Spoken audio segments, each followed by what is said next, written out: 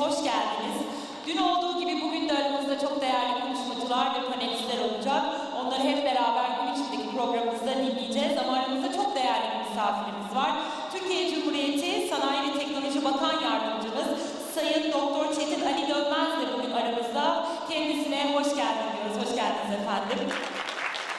Very important guest today with us, Deputy Minister of Industry and Technology, Dr. Çetin Ali Dönmez. We are welcoming him. He is with us today's program. Bir de hatırlatma yapmak isterim. Konuşmacılarımızı daha iyi anlamak için hem yabancı hem de Türk konuşmacılarımız için arka taraftaki masamızda kulaklıklarımız var. Kimliklerinizle bu kulaklıkları alabilirsiniz. For the translation of the speakers, you can take the headphones from the behind desk in the salon diyelim ve programımıza çok değerli bir konuşmacımızla başlayalım. Central Bank's Outlook on Digital Assets konuşmasını yapmak üzere sahneye Boğaziçi Üniversitesi Finans Profesörü Profesör Doktor Vedat Akkira'yı davet etmek istiyorum.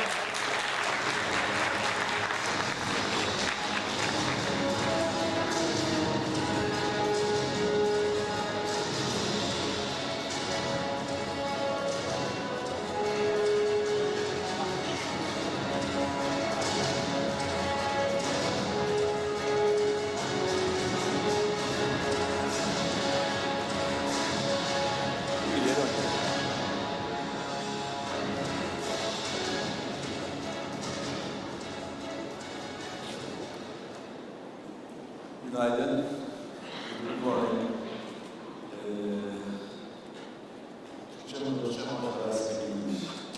I think the presentation is in English, so I will speak English.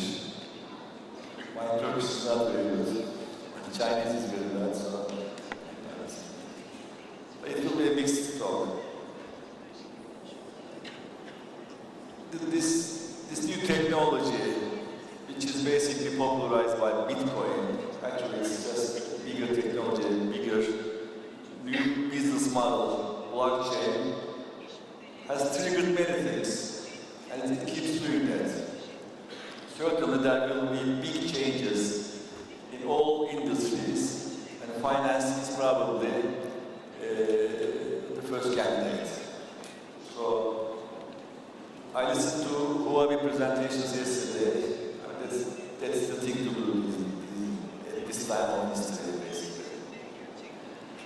I will talk about central banks because recently, especially after Facebook announced their Libra project, which may or may not be, which may be a good idea, bad idea, that's something else, but that triggered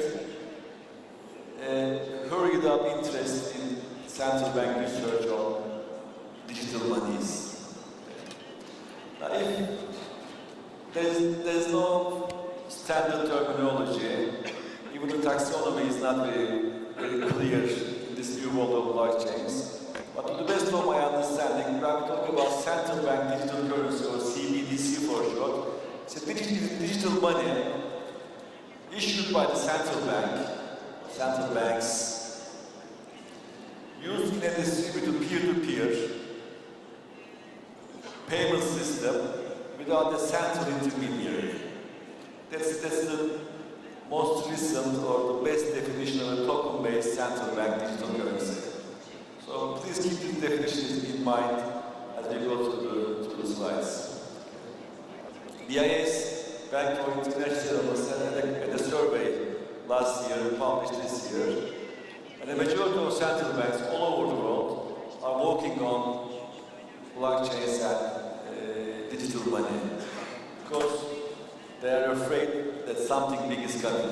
That's the psychology behind, I suppose. A bunch of projects going on. And probably, despite all the things we hear otherwise, the Central Bank of China may be the first central bank in the world to issue a digital currency. And the story in China, forgive me, I'm not an expert, there are Chinese friends here. Alipay and WeChat Pay have taken off, and central bank bureaucrats are not very comfortable with that. They feel they may lose their jobs probably. I don't know what the story is, but it is. But regulators otherwise, banking regulators and security regulators are basically not doing much.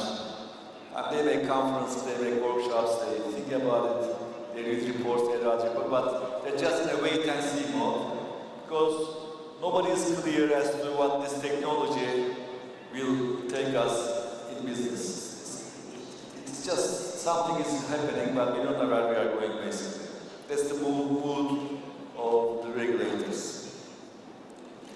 It's all about money, actually, everything, including Bitcoin, Ethereum, and the exchange and everything. It's all about our definition of money. What is money? The concept of money, that's the thing. Now, our standard definition in classrooms and textbooks is that money has three functions, basically. It's a medium of exchange to buy and sell things. It's a unit of account. It's a store of value. And some people at the fourth one, they say it's a transfer platform into the future, but if you have a store of value, you got it. So anything, I mean, if there is a definition, anything which fulfills these functions, like a token on a blockchain, then it is money by definition. It is money. But then, currently, cryptocurrencies, which are not regulated, that there's no legal backstop behind them, are not issued by governments or by authorized commercial banks, but they are tokens. So something is missing, and that needs to be filled probably. I tried to find the oldest definition of money. The oldest I could go was 1913. An economist had a definition of money. He said, we can't easily believe that there could exist a pound, the British money, without a sovereign behind it. It can. Conceptually, theoretically, money does not have to be issued by governments. It's a powerful tool for governments, but maybe in the next decades, it will change. Now, if you, I think I have 20 minutes if you look at the money we have today as defined by central banks, M0, M1, M2, money, definition of money, especially there are three types of money: cash, which are coins and banknotes printed and issued by the central bank.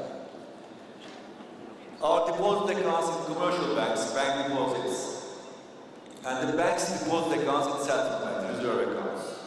There are three components of the measure of money.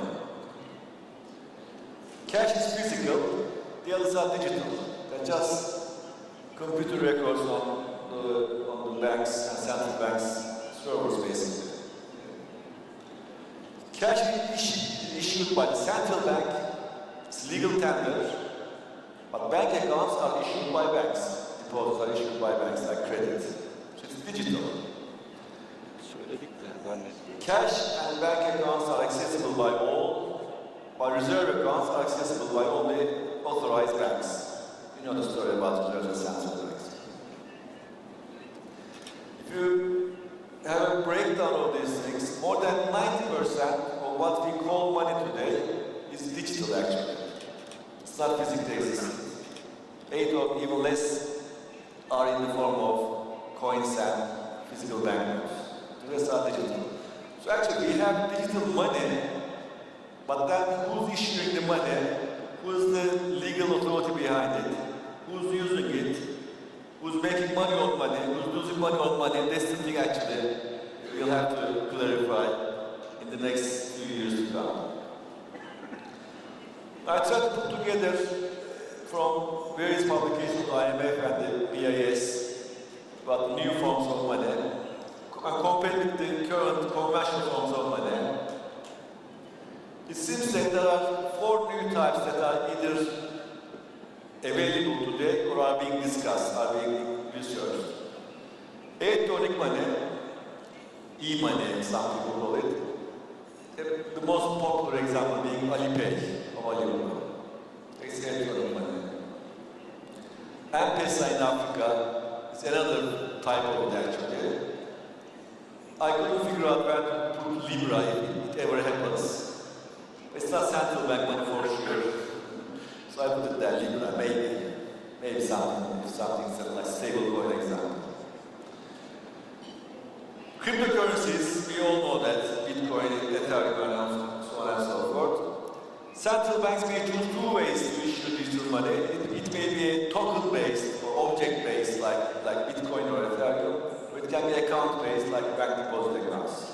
But having an account-based central bank money makes no sense because we have it already. So I think what we'll be discussing at the level of central banks from now on will be token-based or object-based central bank digital money, like cash. And I put 3 columns in red, which is cash, which we all know, cryptocurrencies, and central bank digital currency, token-based. They are all very similar. The only difference is that cash and token-based CBDC are issued and legally supported by the government. Bitcoin is not. It's the people's money as they call it. So it's NA, not available. All the other properties can be the same. So we are talking about actually central banks issuing something which looks like a Bitcoin.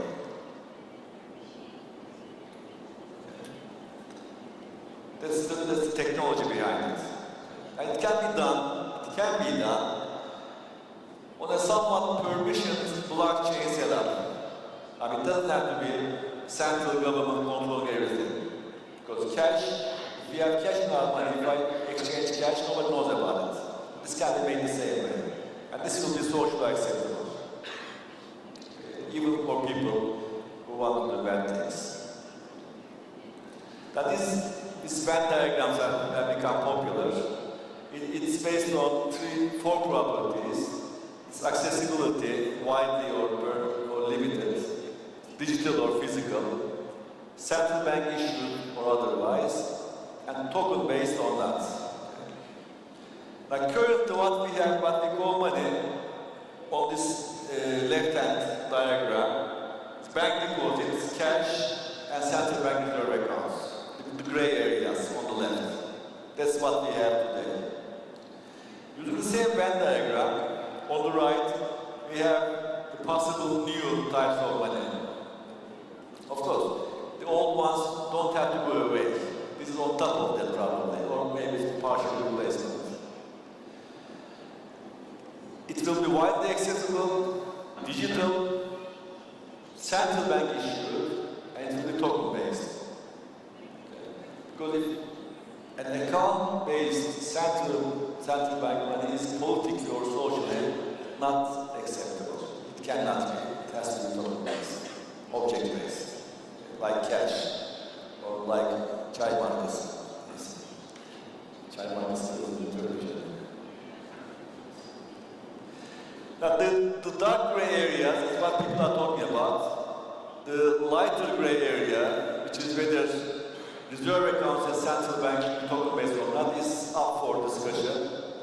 But in my belief, only 2 of those dark gray areas, there is central bank accounts, which are accessible by all, and the digital forms. And 2 of the gray areas probably may be the future of central bank digital currency.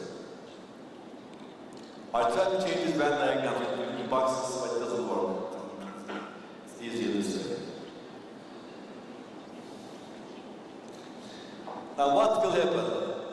I'm a university teacher, so I can dream and talk about things. It doesn't have to be real. But when you think about those things, if central banks go into this business, and they will have to, banking will be out. I mean, banking will be in, obviously. We need banking, but banks will be out, for sure. A token-based central bank digital currency, which to some extent protects anonymity, will make many of the functions served by banks useless. This happens. Of course, banks are saying we'll do token-based money, and that's the typical resistance. Transaction cost of intermediation will be very much lower. Now, currently, cross-border transfer of money, payments through banks this year will be around export-import business and those types of transfers will be around $155 trillion through systems like SWIFT or similar payment systems. And the intermediaries will make as much as $350 billion commission on these transfers. That can be just eliminated through proper system. Other financial assets, stocks, derivatives, bonds, fixed income, whatever you have, or anything which is financialized, can be tokenized easily when you have a token-based central bank money. And on Huobi platforms, you can see many more different assets being traded more easily in this happens. Monetary policy by central banks, which is their nightmare, as you can see, should be raised interest rates, lowered interest rates, do this, do that. Difficult, but if we have a digitalized monetary platform, it's so easier. And even helicopter money can be just a matter of minutes. Give money to everybody, boost the economy. It will be so much easier. With or without interest-bearing instruments, that's a discussion for another occasion. Know your customer or anti-money laundering rules are much easier to enforce. Privacy can be enhanced. If there's political will to do that, privacy can be more easily increased if you have token-based central bank money. Obviously, it's safer and cheaper than cash. But then this will change the whole financial world. Banks will be disintermediated. Bitcoin will not be much of global interest because there will be token-based money which will do the same thing as Bitcoin is doing, if those things happen. Electronic money, will be out. Or they will have to add new features to electronic money to make them attractive for their customers. The whole investment in financial industry, investment management and asset management will have to be reorganized. Many things will have to be redefined. Regulation and supervision will have to find ways to regulate markets without intermediaries. The intermediaries are the basic source of information for regulators. If there are no banks, how do you regulate banking? It's a tough question. Regulating banking without banks. Good luck. Obviously, the biggest obstacle in front of us will be decreased seigniorage. Seigniorage is a major revenue for governments, especially for the US government, with dollar being a dominant currency around the world. It is an unspoken source of power. It will be gone.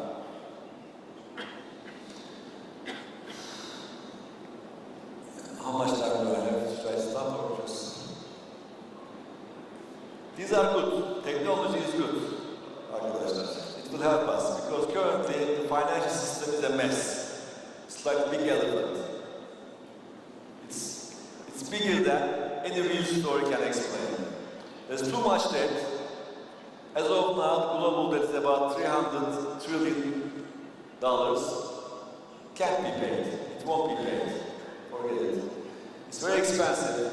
Finance is the only industry, to the best of our knowledge, which does not have economies of scale.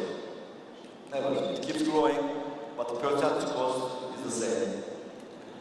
Regulation is very much outdated, and power is concentrated. But we don't need to use a credit card to buy pizza. In a blockchain world, we can buy pizza or groceries or clothing with tokenized pension fund shares. Central bank digital currency. Obviously, regulation should encourage startups. They should not pay much attention to the incumbents, but incumbents will have to try to protect their territory, which is natural, obviously. But startups have to be incentivized and encouraged. I'm moving fast. Very soon, by very soon, I mean in a matter of a few years, many of the banking functions performed by banks today will be out of banking. It will be through digital platforms. There is current applications are basically strong signs that this change is coming. So we'll have, instead of banks, we'll have digital platforms. Call it social networks, call it payment system, call it trade system, whatever you may call it, or combine them together. So the only function left to finance will be management for profits in the future, asset management. It seems that reading on these central bank currencies to prepare for today, it's like you're at a T-junction, or we'll be at a T-junction very soon. On the left we have, if you turn left or right, whichever you like, we'll have central bank currencies, provided that the design, the network design, the technology underlying that is socially acceptable and politically sellable. And that implies quasi-permissions or a stronger node for a central bank on a public blockchain maybe. But that's very critical. It's not just technology, it is the acceptance by people. And there has to be international consensus. We can't have China doing one thing, Turkey doing something else, US doing anything. That doesn't cut it. If we want to change finance, it has to be internationally agreed upon change. Otherwise, to make the story short, today more than 70% of global trade and more than 80% of financial flows are denominated in US dollars. There's a dominance of the US currency. Okay. US is a nation, it's a country. It could be another country. Okay.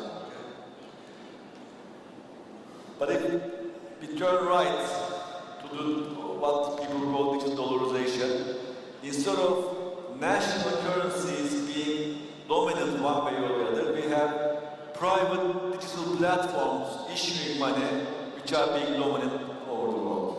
So instead of the US dollar, for example, we'll have Huobi currency or Facebook Libra controlling 70-80% of all trade and financial flows, as examples. Okay. That's something which is basically big change, fundamental change. And I don't think political powers will let that happen. So the only other alternative is central banks going into this business. Otherwise, this unregulated fight for better technology will just keep wasting our time. Thank you.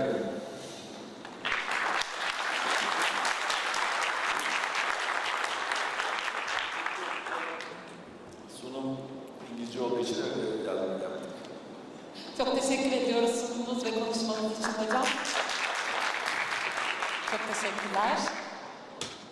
Şimdi çok değerli bir ismini çağıracağım sahneye konuşmasını yapmak üzere. Türkiye Cumhuriyeti Sanayi ve Teknoloji Bakan Yardımcımız Sayın Doktor Çetin Ali Dönmez geliyor alkışlarınızla.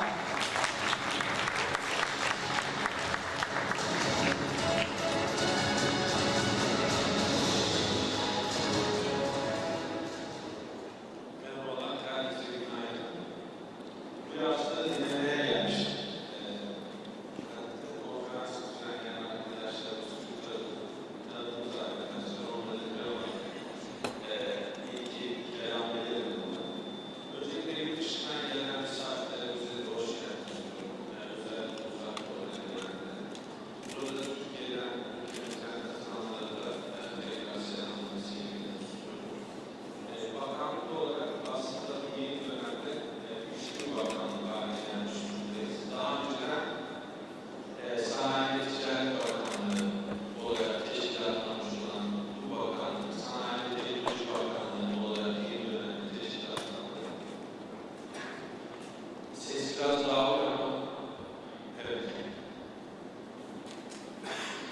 Teknoparklar bizim bakanlıkta, teknoloji geliştirme bölgeleri bizim bakanlık tarafından izleniyor ve destekleniyor.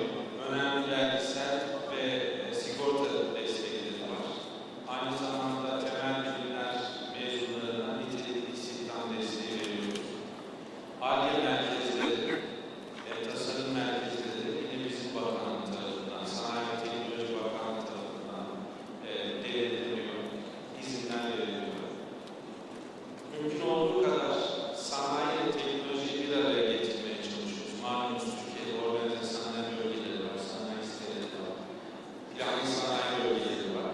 Dolayısıyla bu sanayi bölgelerinde muhtelif sektörlerde iştigal eden sanayicileri teknolojiyle bir araya getirmeye çalışıyoruz. Yeni dönem sanayi stratejimizde malumunuz blockchain gibi yıkıcı teknolojiler, trend değişen teknolojilerle yer aldı.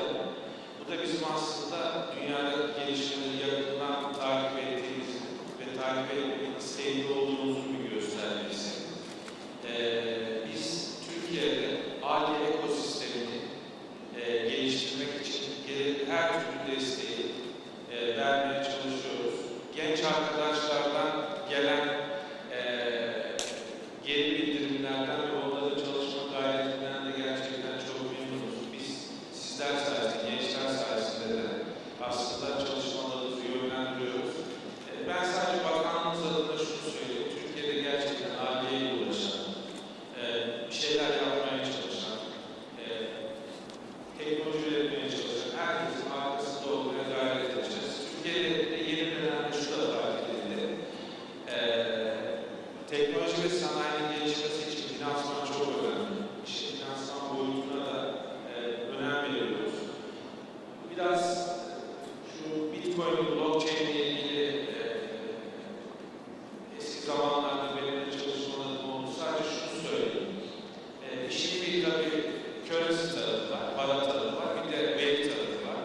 Dolayısıyla bizim için şu anda veri tarafı da çok iyi, blockchain tarafı da çok iyi, mühim. O dağınık veri tabanı tarafı da çok iyi.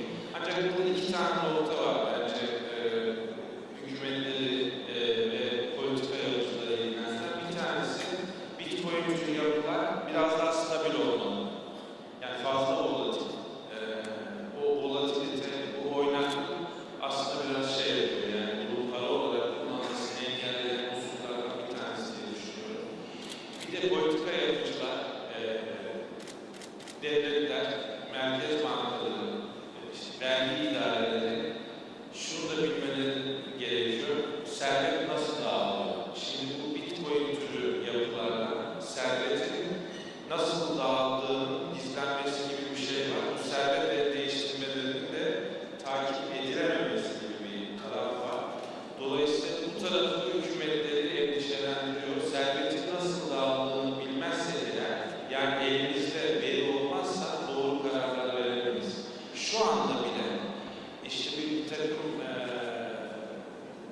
kredi mekanizmalarında şu şikayetlerle karşılaşıyoruz. Parası olana kredi veriyorsunuz, parası olmayana kredi veremiyorsunuz, vermiyorsunuz şeklinde şikayetler var. Dolayısıyla devletler, hükümetler biz elimizden geldiği kadar bu sorunları gidermeye çalışıyoruz ama gerçekten yerimize, yani bizim yerimize kendinizi koyup bunu görmek istersiniz. Yani bu servet nasıl dağılıyor, kimin ne kadar parası var, dolayısıyla kimin ne kadar ihtiyacı var. İhtiyacı olana vermek gerekiyor. Özellikle kamu kaynaklarının dağılımı konusunda biraz uzattım, kusura bakmayın. Tekrar hayırlı olmasını diliyorum. Biz gerek bizler gerekse arkadaşlarımız, teknik arkadaşlarımız bu türden konferansın mümkün mertebe yayınlayan izlemeye çalışıyoruz. Çünkü bizim geleceğe dönük politikalarımızda buradan aldığımız görüşler, sizlerden dinlediğimiz şeyler çok önemli. Ben tekrar teşekkür ediyorum. Hayırlı bir konferans olmasını diliyorum. Sağ olun. Sayın Bakan Yardımcımıza konuşması için çok teşekkür ediyoruz ve programımıza ilk panelimizle devam ediyoruz. Scalability, Security and Privacy of Blockchain panelinin moderasyonunu gerçekleştirmek üzere Huobi Institutional Business Head of Josh Goodbany'i davet ediyorum. Like yesterday, you are on the stage again as a moderator. Konuşmacılarımızı da tek tek sahneye alacağım. İyi Güven CEO'su Sayın Can Orhun. Solana Co-founder and COO'su Raj Gokul. Hoş geldiniz. Beam CEO'su Alexander Zaygın-Gılsan.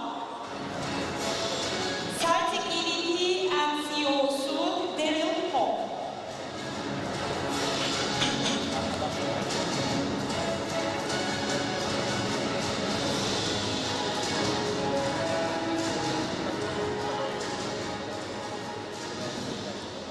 Okay. Good morning, everybody. So as you know, the topic of today's panel is scalability, security, and privacy of blockchain.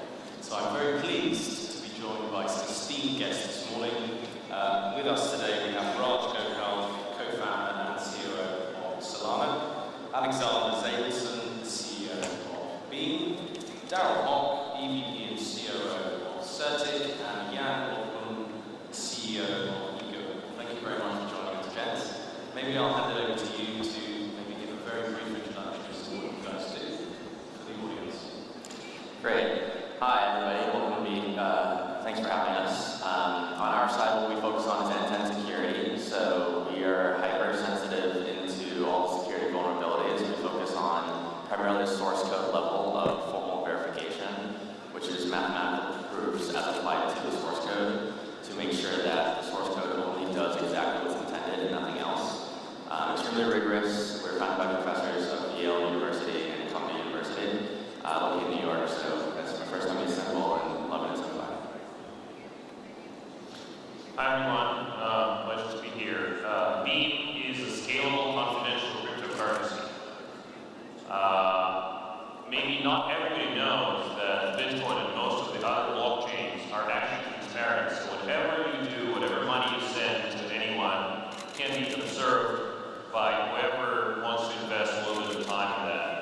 It can be governments, it can be your competitors, it can be anyone, stalkers, anyone. So it's a really big problem. So Beam is a currency that solves this by creating a compact blockchain that's fully opaque. So by looking at the blockchain, you cannot see who is sending money to who and what are the amounts. Now our vision is to create an ecosystem which is not only confidential, but also opt-in compliant, so that we can allow both private people and businesses to use the system, and everybody will choose their level of anonymity. So private people will be able to use it full confidentiality, and businesses will be able to create an audit trail that is still confidential and can only be presented to the auditor if the businesses choose so.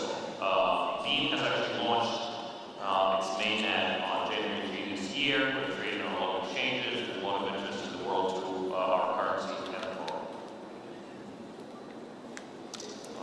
So I'm Raj. I'm the COO of Solana. Solana is a layer 1 general purpose smart contracts platform. So it's its own blockchain. And what sets us apart and what we focus on is basically performance and price. So scalability is something that we think we've solved in a really interesting way. And our entire company is made up of engineers, primarily from Qualcomm and Intel and Apple and Motorola, who have built operating systems and distributed systems. And they're basically performance freaks. So the thought experiment for us was, how do we make blockchain as fast and as cheap as is theoretically possible, given a set of hardware and network bandwidth speeds. And so we have launched a public testnet that you can interact with and run a node on today. You can build on it using C++ or Rust or the Move VM language that Libra has created. And we're running an incentivized testnet for validators to join. And then we have announcements coming soon around our mainnet launch. We're based in San Francisco. We'll be there in San Francisco Blockchain Week. First time in Istanbul, loving it so far. Thanks for having me. Hi, my name is Can. I'm the general manager of the Eurasia company. My company is the first digital signature service provider in Turkey. So we have many issued digital signatures and mobile signatures for digital operators since 2004. Now we have a number of products to be able to issue and widespread of productions and digital signatures. And nowadays we are focused on the digital IDs which are produced with digital signatures and KYC projects. Now we have some products and projects and works on blockchain and mostly focused on digital IDs which can be used in a legal based and mostly on financial institutions. Thank you very much. Right, thank you guys. So, many of you mentioned privacy as one of the hot topics. So, I guess maybe with you, Alex, why do we need privacy on blockchain? Well, privacy is the basic human right, actually. And it applies to all aspects of our lives, and especially so to our finances. So if I ask anyone here whether you're prepared or whether you're ready to publish your bank account statement online, the answer will be an overwhelming no. And it's not because you have something bad to hide, it's just because we all want to keep our finances private. We don't want other people to know how much we're making and how we're spending our money. Now, blockchain technology and Bitcoin had the goal of actually creating a better kind of money. Now, this better kind of money cannot be public, right? If we want to use something as money, it needs to be confidential. So, and there is still some misconception. Some people think that this privacy thing is for criminals, or people who have something to hide. So that whenever you have this tool, just think whether you're ready to publish your bank account for everyone to observe. And the answer will be no, and it will be very clear that without privacy, a financial system cannot exist. Right. Do you think we're doing enough as a community to talk about privacy being something that blockchain can actually bring, i.e. it is a facilitator of enhanced privacy? Are we doing enough talking about that? Well, I think in the past year, there was much more talk about privacy in the general community, also in the Bitcoin community, in the Ethereum community. There are attempts and projects that are trying to add privacy to those protocols, but it is really hard, and that's why the new generation of protocols, like what we're doing, our protocol is called Mimblewimble, and there are several projects based on that protocol. This protocol has privacy built in right from the get-go. It doesn't use the Bitcoin architecture, it uses a different architecture, so it can combine privacy and scalability together in a single blockchain. But to get to your question, I think this topic is getting more and more attention. By the way, not just from the blockchain space, we're hearing about Facebook and Google invading our privacy all the time, right? And this kind of reflects on our smaller community as well. So this topic is getting interest, and the fact that we're talking about it here is one more proof of that. Right. So Darryl, we all know about the inherent transparency of blockchain. Is this transparency at many levels incompatible with privacy? What can we do to reconcile the two? Yeah, that's a good question. I think I see privacy as multi-layer and multi-dimensional. So you could have it in the source code being open source. You could have it in governance, the structures of how it's run. You could have it in transactions and the like on that end. So I don't think it's incompatible. I actually think in different use cases you need or you desire different levels of privacy. So like you're saying, in terms of my own personal account balances or whatnot, in general census, I might not want to reveal it in things that are morally inconsequential. So if it's an account balance of my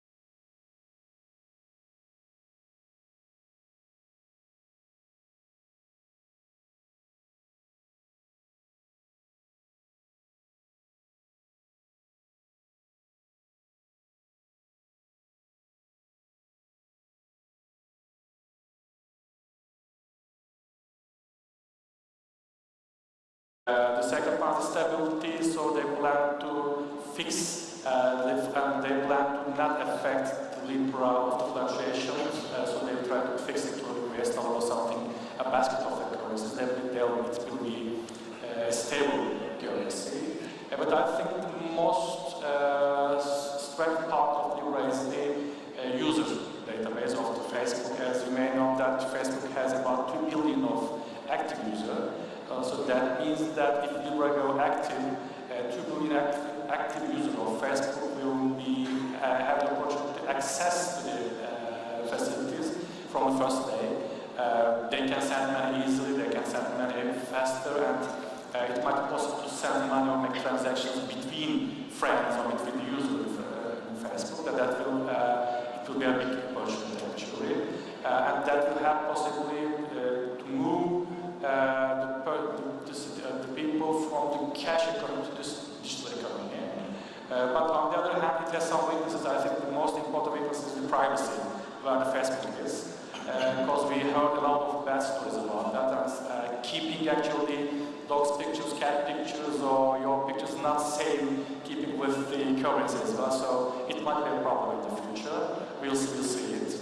The other weakness, I think, is the internal management. So in the foundation, there are a number of big companies, huge companies actually. So they may compete with each other, they may have effect with each other, and they may be dominant in the foundation. That will affect actually the future of the Libra as well.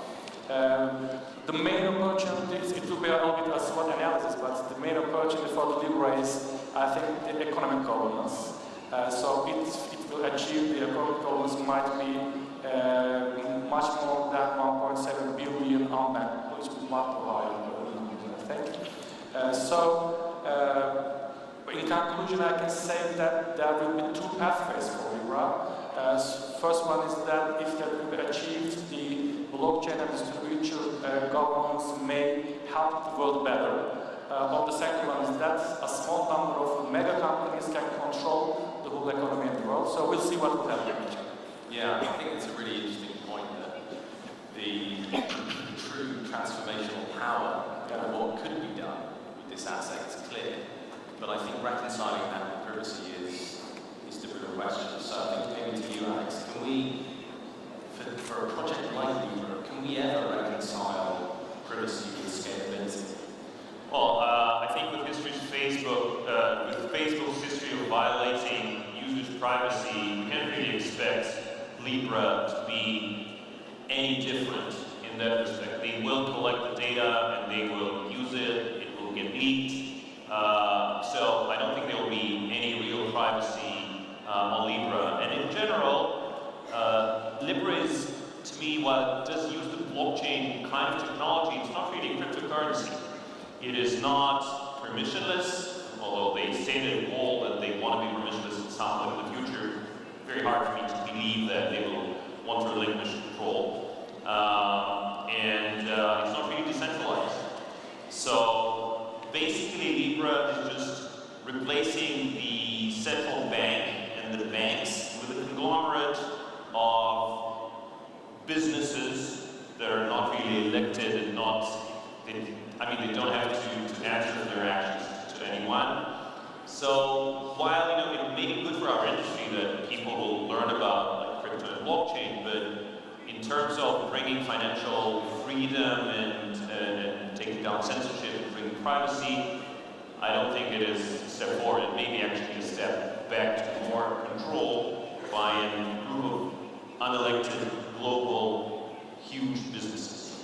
I think, just to add there, I don't know if the term throwing out the baby with the bathwater is, translates well to Turkish, but there's the day that Libra was announced, at the Solana offices, we were overjoyed. We saw it as a watershed moment for the industry. It was the first time my dad ever texted me about cryptocurrency. It was, I think, the top 10 or 12 articles on TechMeme, which is the news aggregator for tech news, were all about cryptocurrency. That was the first time I had seen that since I had started following the crypto space. So they definitely have brought more awareness to the space. That's really good. I think what's also nice about cryptocurrency and blockchain in general is that it's so much that it's all open source. You can take what you like and leave what you don't like. We ported the Move VM. If you look at the history of Facebook's support for open source software, they actually do have really, really great engineers, and they're really great at building tools for engineers to build things easily with great documentation, great support, and great community. And so, you know, great artists steal, right? And stealing is encouraged in open source software. So we stole their Move VM, and we're actually contributing to it actively. We think it's really good. We think the language is really good. It's really efficient. It's really secure. And, you know, we don't really have much of a comment on the rest of Libra. I think we'll continue to see that. So if they turn on, you know, wallets for 2 billion people tomorrow, it doesn't necessarily have to be the Libra coin that's on the Libra network that is being used with those wallets. I think it's a good thing for everyone in this room if tomorrow 2 billion wallets get turned on. That's probably one of the biggest forcing functions for major adoption. And we've seen this over and over in our lives, that there are constant overnight successes that were 10 years in the making. And I think overall, Libra is much more a force for this being the overnight than it is, you know, a force for evil or concern in the space. Okay.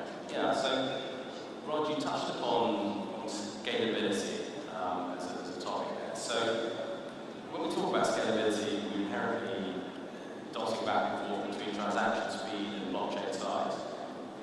What do we really mean by scalability? Yeah, it's a good question. I mean, for a solid year or so, I think everyone just talked about transactions per second. It is more complicated than that, but it's not that much more complicated. So transactions per second kind of refers to speed, speed of block times, of finality in the network, but it's also inversely correlated with cost. So the famous example, which is almost silly to talk about at this point, is CryptoKitties, which is a non-fungible token, a scarce asset that exists only on Ethereum chain, and I think a few thousand users, you know, a couple years ago, basically brought Ethereum network to its knees by trading these kitties too much for the network, right? I think when we think about the overnight success that's 10 years in the making, we're going to see use cases that are so many orders of magnitude greater than that. And so when you talk about a chain that's even 1,000 times more scalable or fast than Ethereum, if you want to build the next NASDAQ or the next Google or you know, even just an exchange that processes the level of crypto trading that exists right now in the space while still having transparency to the entire order book on chain, that's far greater than most of the you know, 1,000, 10,000 TPS types of use cases. And also, when you start planning for success that way and say, what if an entire new financial system gets built on this, you have to think about speed, you have to think about the trade-offs of security, you have to think about when people are willing to actually lock up real assets under management into smart contracts, and what finality for them and irreversibility for them mean. So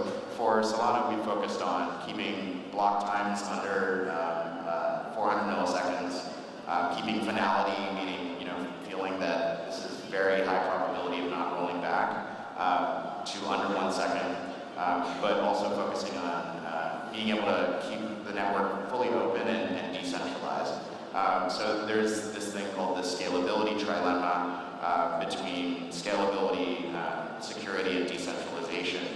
Often you see projects that are kind of sacrificing one of those in a really heavy way. I think EOS is a good example where it's, you know, very tightly controlled who can be participants in the governance.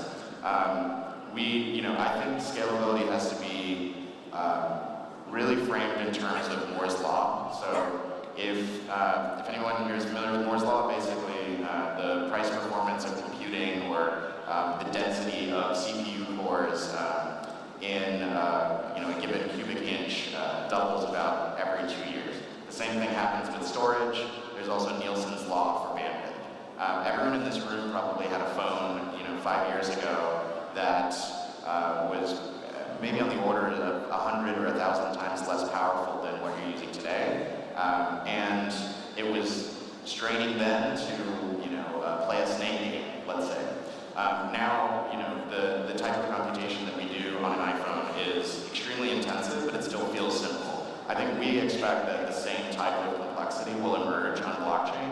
And so you have to think about scalability solutions that have that transaction per second throughput, have the finality times, the quickness, the speed, and the price, and the decentralization all maintained while harnessing the power of a rapidly increasing performance set of characteristics for hardware and network bandwidth. So there's really like a lot of components that you kind of just need to check all the boxes when you think about scalability.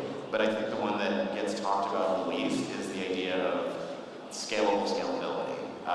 Not just is this more scalable now, but will it continue to be exponentially more scalable with the more complex use cases we layer on over time. The other thing I'll say is that most of the scalability solutions right now are focused on sharding, and that's what Ethereum's plan is for scaling. And it's just very difficult. Sharding is essentially still a computer science problem, not an engineering problem. So we haven't seen it done really well anywhere. Hopefully that answers the question. Yeah, great, thank you. So Darryl, you must have seen a lot of different scalable blockchain solutions in your time. What have you seen that has surprised you in terms of the trade-off that they're inherently making when making a blockchain scalable? Yeah, I would say you're seeing a lot of different experiments of how to make things scalable. And some of them are proven, some of them are less proven, very theoretical. And I guess in the trilemma, that's effectively where we try to focus on as well. We focus on the security side of it, but we don't believe that it's like a full triangle where you cannot have one or another. I don't think many people do. People kind of realize that as it's difficult to achieve all, there are trade-offs in between. But for us, security is, we believe it's kind of like pinnacle on a bottom layer of everything, because regardless of how scalable or how decentralized, if you're not secure, there's really no point for existing. So we think of it more like a priority list of sorts, and then based on the use case, you could either be more decentralized or you could be less so. But we've seen a lot of different experiments in trying to achieve the scalability, because nobody knows exactly what number you're looking to hit or what it's going to look like. So the evolution of the chains as the volume goes up to account for the scalability is extremely important, like Raj was mentioning.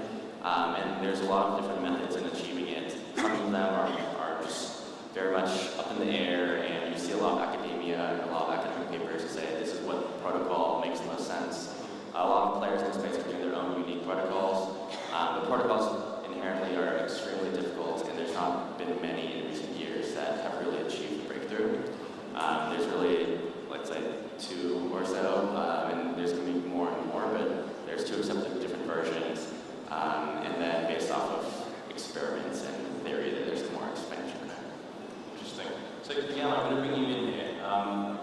So with relation to semi-centralized structures and digital identity privacy, you've got a solution called Plum. Yeah.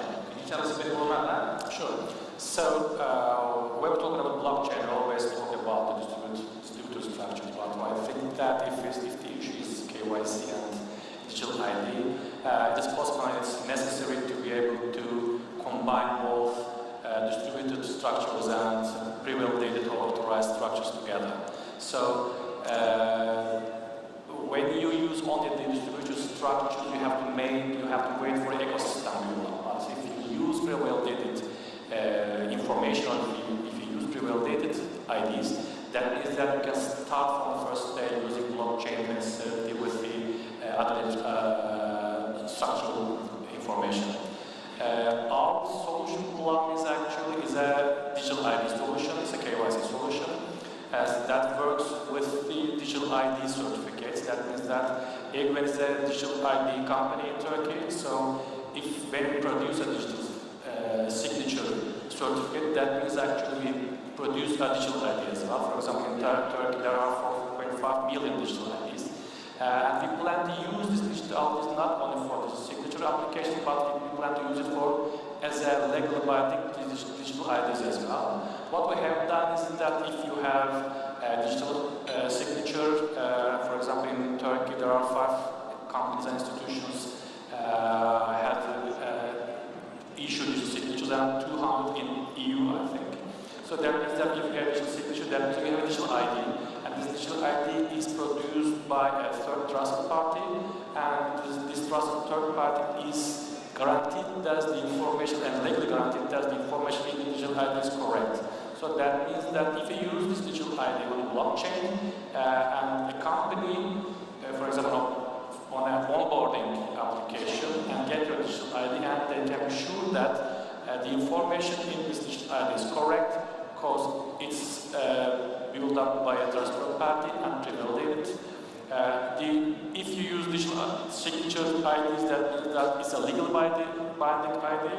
That means that the information cannot be changed as it is digital signed. And on the other hand, that you can be sure that the digital ID is sent absolutely 100% by the digital ID holder. So what we have done with our new solution Plum, so you can download it right now from the Android Store or App Store, it's allowed right now. So what we've done with Plum, so if you have a digital ID produced by the signature, or in a local layer, a company or a bank or a mobile operator can issue their digital IDs as well. So if you can use this kind of digital IDs, that means that with this application Plum, you can combine both decentralized structure and with the validated information and use the powerfulness both of them together and can validate yourself with a validated ID, but with the security aspects and with the other guaranteed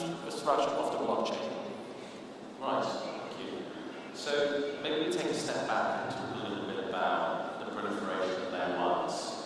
Now, probably for many in the audience, they don't know what layer ones are. So maybe Raj, could you tell us a little bit about layer ones and how we can differentiate? Yeah, I guess to start with, just very high level, what we mean when we say layer 1. I think this audience has seen Bitcoin explained as really a couple layers. It's a blockchain and it's a currency. If you think about the blockchain, money or store of value is one thing that you can produce on a blockchain, but you can also think of it as programmable money, which then you can build more complex systems, derivatives, loans, all sorts of financial products, and even decentralized applications on top of where maybe you have a program that runs on its own and is maintained and supported by the network, but no one necessarily owns that program or that function. So smart contracts are, I'd say, something that are at the very early stages of adoption, but we're very optimistic that the inflection curve is going to come somewhat soon for really complex and amazing systems to be built on top of these smart contract platforms. So Ethereum is the number one. It has the largest community. It has the most adoption. I would say it's the first mover in general purpose smart contract platforms. And I think what Josh was referring to is there have been a number of others that have emerged. Some of them are more privacy focused. Some of them are they just have a different go-to-market strategy. And many of them are scalability focused. I would say scalability is a really big problem. At DevCon this year, there was a poll. DevCon is the Ethereum conference. There was a poll of what the biggest concern and what the biggest feature improvement for Ethereum is wanted out of the dev community, and scalability was by far the biggest one. So we're starting to see this anxiety, I think, that sharding for Ethereum is getting further and further away, and we just don't know if it's really to come and if it's going to work. And so there is a proliferation of, I'd say, projects that are saying, what if there's a different approach? And we think we Some are folks who've, been behind the scenes in academia, innovating in the space, and so they're taking a crack. And I think, some like us are just saying, what if we just treat it like a distributed operating system and optimize it the way that, distributed operating systems have always been optimized. And then others, I would say, just are really great at marketing and fundraising, and they can. There are many examples of, I would say, almost inferior products or products that weren't necessarily absolutely the best, unequivocally in the feature categories that mattered most to customers, but they were very well capitalized and they were able to essentially buy product market fit. AOL was literally giving people actual physical DVD, CDs to install. Every store in America was filled with these free software. They were buying product market fit. PayPal in the early days was giving referral fees of $10 for every new person that you brought onto the platform. Dropbox was giving free storage for the more people that you refer to the platform. So there's plenty of examples where actually, marketing and building a community. We like to say that blockchain is like building a financial system and a social network at the same time. And so I think there are companies that are succeeding in all of those areas, but it's still a very early collaborative space, so we learn from each other, right? When somebody tries a new mechanism for distributing tokens or running auctions or establishing privacy and solving some computer science challenges that come along with establishing good privacy and security, I think we're all learning from each other's mistakes, and it's not necessarily that one of them is going to win and kill the rest. But they're slightly different. It's like cars, right? There's different makes and models, different preferences. They can all exist at the same time. Sure. So I think it's fair to say that the topic of scalability is quite controversial. Alex, maybe you can tell us a little bit about the inherent debate between sidechains and layer 2 blockchains. So please, sidechains and layer 2s. Yeah, so it's been a ruling paradigm that some functionality should be part of layer 1. Like say in Bitcoin, we have layer 1 Bitcoin that is not very scalable, it's very slow. For example, the way people want to solve scalability in Bitcoin is by adding layer 2 solutions that are not running on the main chain, but rather running on what's called a side chain. It's like another blockchain with maybe a different consensus mechanism that is connected to the main one and can solve some of the problems that are unsolved. Or an example of Lightning Network, which is also a layer 2 solution where the funds are transferred to this layer 2 and then they're transferred between different wallets really fast. So our architecture is also divided into layers, but since we are a very young project that is, at least right now, controlled by a centralized company, but we'll be moving to more community-based governance, but right now we're controlling our layer 1, so we can relatively easily introduce changes. So in our protocol, Lightning implementation is on layer 1, and we can also do some of the smart contract implementation on layer 1. And eventually, we're looking at building side chains as well. So to me, the balance between layer 1 and layer 2 is really project dependent, and I think the more established projects have a lot of issues changing their layer 1, so we have to move a lot to layer 2, while the newer projects can introduce functionality in layer 1 easier and thus make it more robust and make it more rigid functionality. Great. So maybe we can move the debate onto security. Darren, what do you see as the common security concerns that are associated with various blockchains? Yeah, unfortunately there's a lot. So I think when we think about security, it's also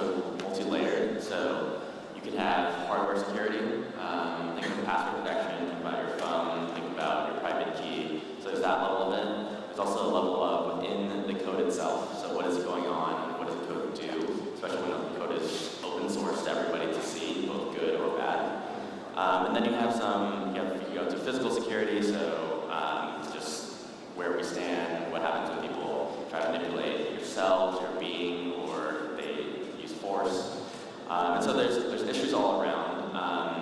Where we focus on is actually source code-based security. So our focus and specialization in formal verification is really to make sure that the code does exactly as intended, so it's correct. Now, the weakness in that is what is intended. So you could intend to do something that is not good, but we will, in the entire space in that, we will make sure that whatever you intend is actually done. So we won't be able to judge, is what you're doing correct, but we'll say, did you do it in the correct fashion? And so with formal verification, it's typically used by like NASA, drone technology, airplanes, aerospace, anything that's really mission critical, because when you're up in the air flying a plane, you want to make sure that the software never reboots. That's something that our phones reboot all the time. We reboot our computers, but now when you're up in the air and you have passengers on board, you want to make sure that never happens. So you can actually ensure that. You actually calculate mathematically all the possible scenarios, and you try to find an adverse scenario. If you can't find it, then it can never happen. And so we do that on blockchain, because in blockchain it's open source, so everyone can look at it, but it's also permanent, and it's self-executing when you use smart contracts.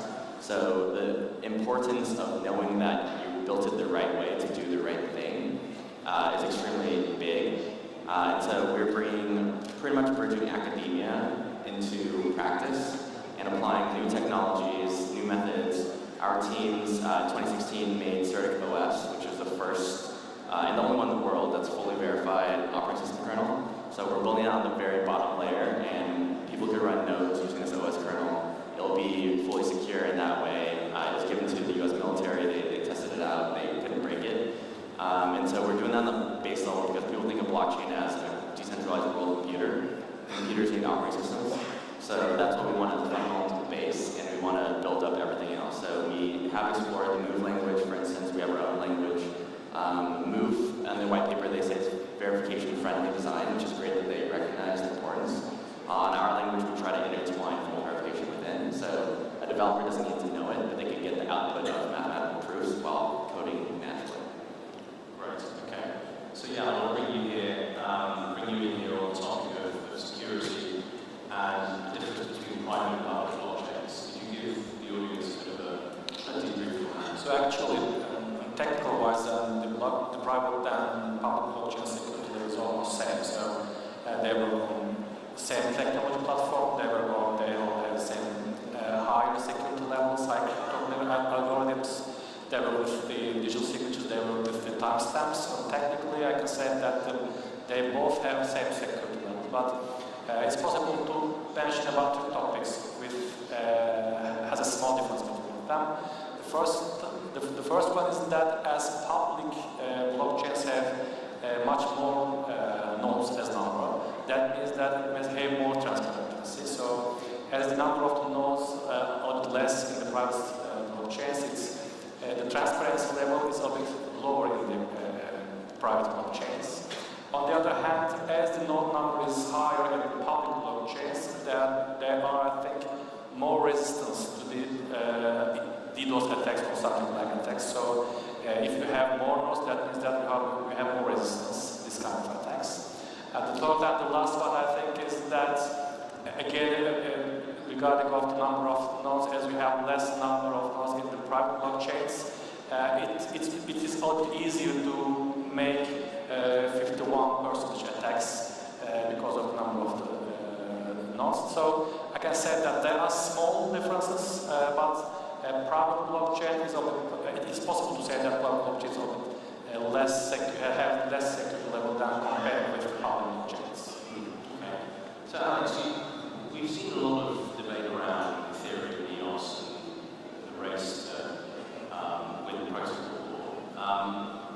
With what you've seen recently in the Ethereum space, and talk about Ethereum 2.0, where do you think the balance of power is going in terms of EOS and Ethereum?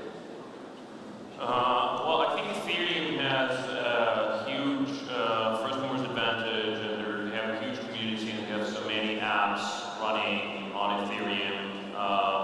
We'll see whether they can actually implement this scalability upgrade, which is being delayed for quite some time now. EOS has actually grabbed an interesting niche. What I hear is like most of the gambling apps are running on EOS because the speed is high enough. But then, on the other hand, EOS is not really decentralized, and there's a lot of critique turned towards them because of that. It's not like a classic decentralized system. So, you know, if you want my estimate, I don't think EOS will overcome Ethereum anytime soon, if at all. It will probably have its own niche, its own community, and, well, hopefully for them they will find more niches like this. And they also got a lot of competition from guys like Solana and others, right, trying to solve the same problem in a more elegant way, right? But they do have a lot of funding, so it will take them a lot of, they will have a lot of chance, a lot of time to look for additional niches, but whether they will overcome Ethereum, I don't think so. Yeah, right. But by the way, the technology is very nice. I believe when we're looking at the technology for our sidechain, we're also looking now at EOS because as a federated sidechain, as a centralized solution, it can be pretty good actually. Brilliant. Okay, so we're drawing to the close of our panel. So I just wanted to maybe bring up some more general topics. What kind of trends are we seeing in this space that relate to your business that you think are interesting, maybe to bring to the audience's attention? Is there anything you guys want to flag or talk about? Who wants to start?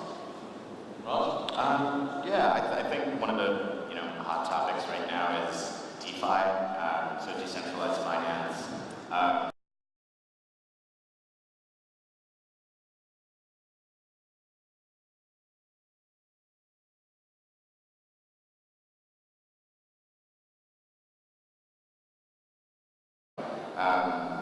Front-running, queue-jumping, you need efficient, transparent markets to make sure that no one is manipulating or standing in the way and siphoning value from the network.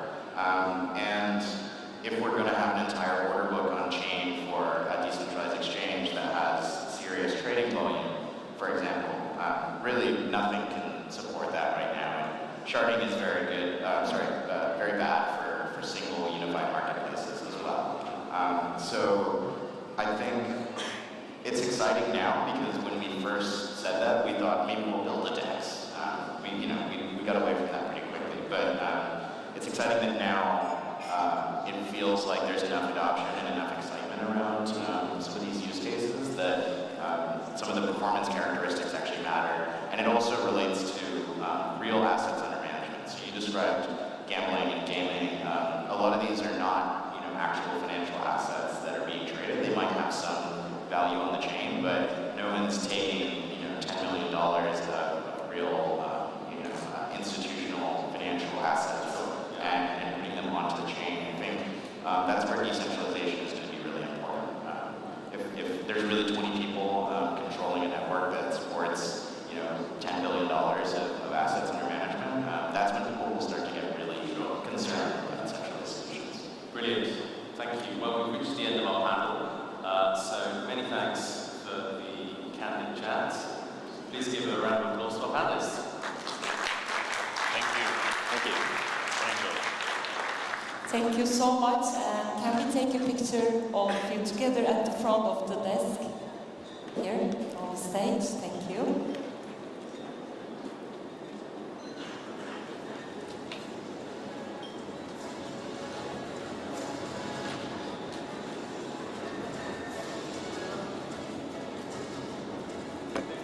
Evet, günün ilk panelinin sonuna geldik ve başka bir panelle devam edeceğiz. Çok teşekkürler, sağ olun. Thank you. Thank you. Sıradaki panelimizin ismi Introducing Banking 3.0. Panelin moderasyonunu gerçekleştirmek üzere Vice President of Global Investments at Big Sync, Sayın Mustafa Yılham geliyor.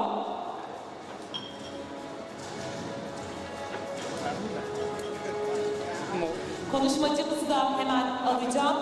Proof of Capital and Advisor of 500 Startups Founding Partner, Eddie Yu. Welcome.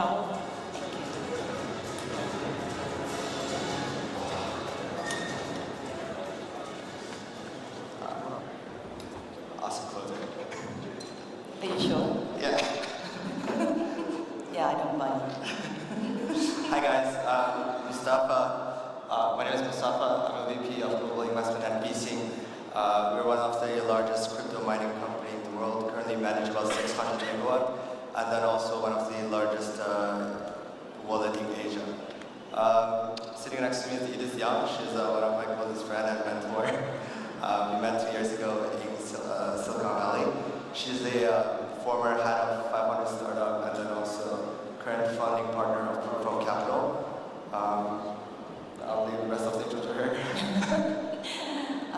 Mustafa is the reason why we're now here in Turkey, so really, really thankful for having all of us travel really far from the US and China and everywhere. But I'm really, really excited to be here. I think Turkey is one of those markets that, by the way, I think that the whole topic of banking 3.0, even the word is already old, is already 4.0, and in fact there's a book out there, which I encourage everybody to read, is to really rethink how, I think this whole conference is about blockchain and crypto, and the biggest thing, not obviously we learned a lot from a technical point of view what blockchain is all about, but fundamentally it's really about rethinking trust, ownership, and the whole concept of decentralization or distributed system is really because it started, the beginning of Bitcoin is because of 2008 financial crisis, where you look at central banks, should we even trust the bank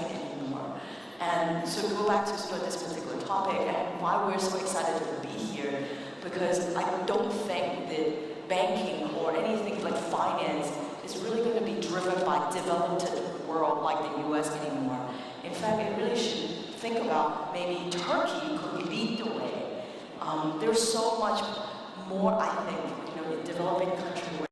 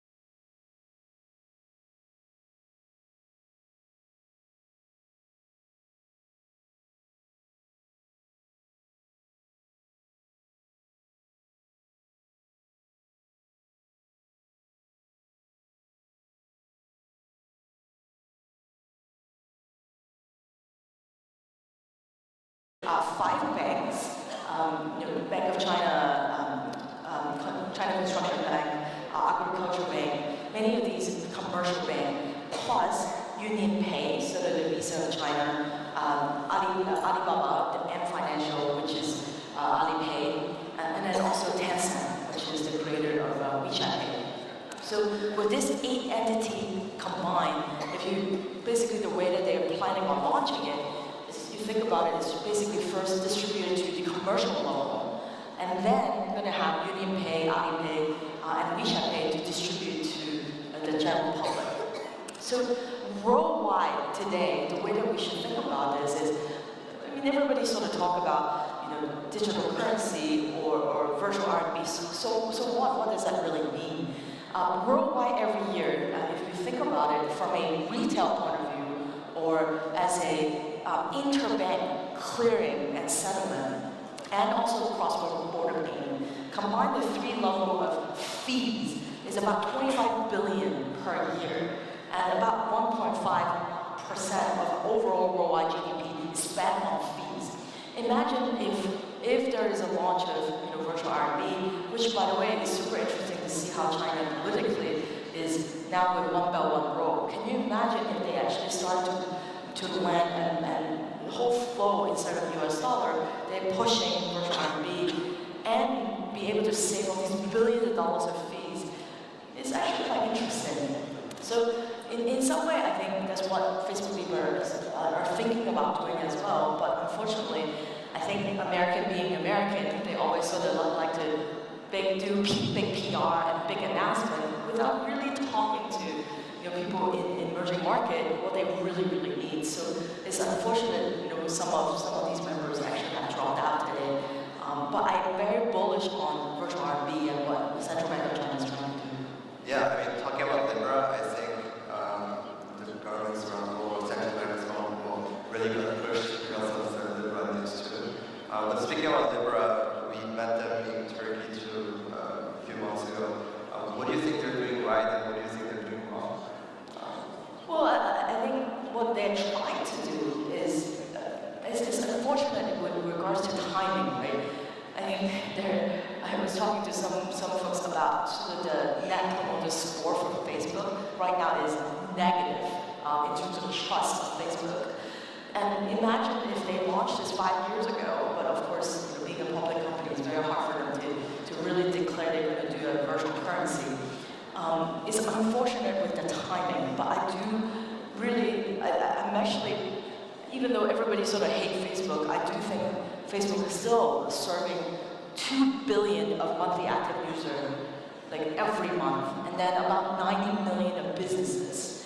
And what they've done, which I found is super, in terms of, it is good thinking, right? They recruited Visa, MasterCard, sort of on the payment side of things, of course PayPal, but they sort of all dropped out, it's unfortunate. But they also recruited Uber and Lyft in the gig economy.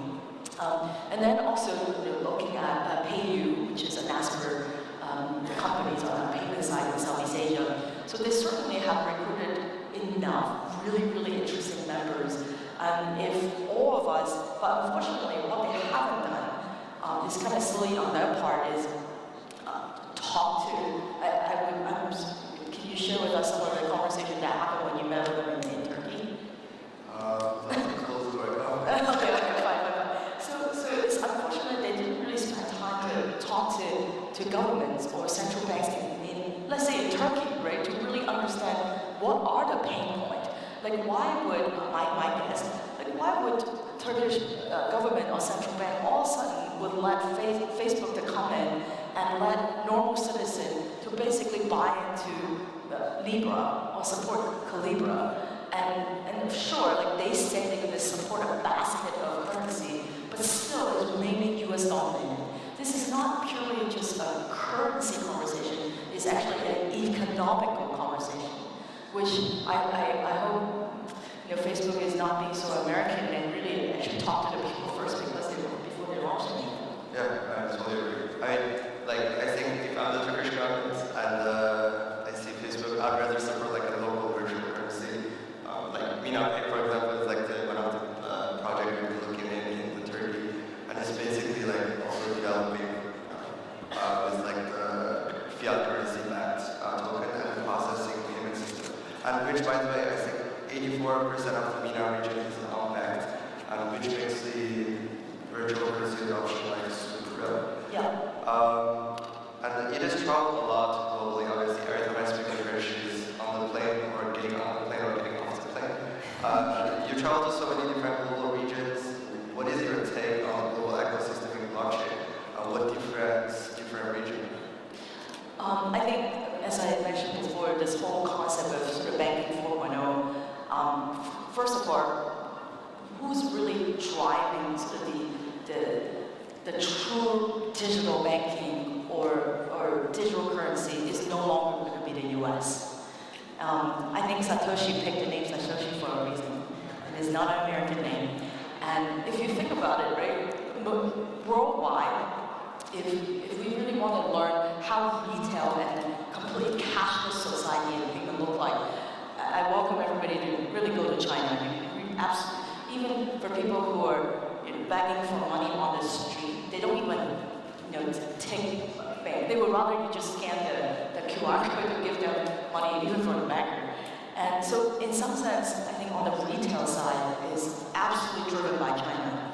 And if you look at Southeast Asia, now we're talking about China, but in Southeast Asia, it's mainly the Uber of Southeast Asia is Grab and Gojek, which they're really fighting very strong, particularly in Indonesia. And both of these companies now also have payment app and really learning from China and following Chinese footsteps. And then if you go down more south in India, Paytm, President Modi a few years ago actually completely eliminated a lot of the small building currency, and all of a sudden really drive hundreds of millions of adoptions to particularly to Paytm, which Alibaba also invested. So if you look at sort of Asia is absolutely leading the way in terms of cashless society and mobile payment. And if you come to the US, it's mind-boggling that you still pay things with checks. And a lot of my friends from visiting to come to the US, they couldn't really understand why you're still using actual paper to pay for things in checks. So in that sense, I think the US is really, really behind. In Europe, I think it was really interesting that you see a lot of Revolut, Monzo, based out of the UK, and in Germany it's N26, and those are slowly, because in Europe is to open a bank account is also really difficult, and you're starting to see there's sort of they're getting virtual banking license, but at the same time, if you look thinking about banks, right, how do banks make money? Banks make money mainly through three ways. One is credit card, lending and borrowing, mortgages, and then again is a loan, actually business loans. These are the three ways how banks actually make money. So when we're thinking about banking, you start to see a company like Brex in the US or Monzo and Revolut, when they first started, is not even thinking about, hey, I'm going to take a deposit and make like small fees. In fact, they started to think, okay, how do big banks, traditional banks make money to begin with, and why don't we actually just start with how they monetize, which is start with credit card. So you start to see sort of divided the bank into chunk and pieces, that there are more and more startup and companies, thinking about all that. And then if we go to Latin America, there's another company called Nubank, Nubank. They raised millions of dollars, particularly come from Tencent. I think they put $200 million into Nubank, and their customer base is 8 million people. There's a lot of users for Nubank, literally no pun intended, Nubank. And so in that sense, you see the China influence worldwide is actually really, really strong, and in fact more willing to sort of help drive developing countries. But in fact, and I haven't even touched on Africa. Recently, I saw a deal super interesting. Is called OPay. OPay is actually developed by Kunlun. Kunlun is a company that actually bought Opera, even though Opera as a browser is sort of old school and is losing a lot of adoption, but still they are still the #1 mobile browser in Africa.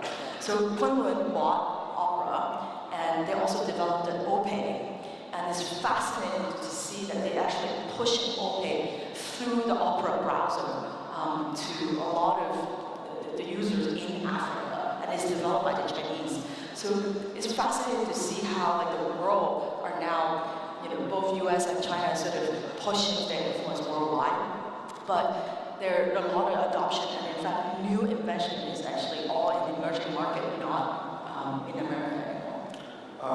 And talking about all this super interesting emerging market, what do you think makes Turkey really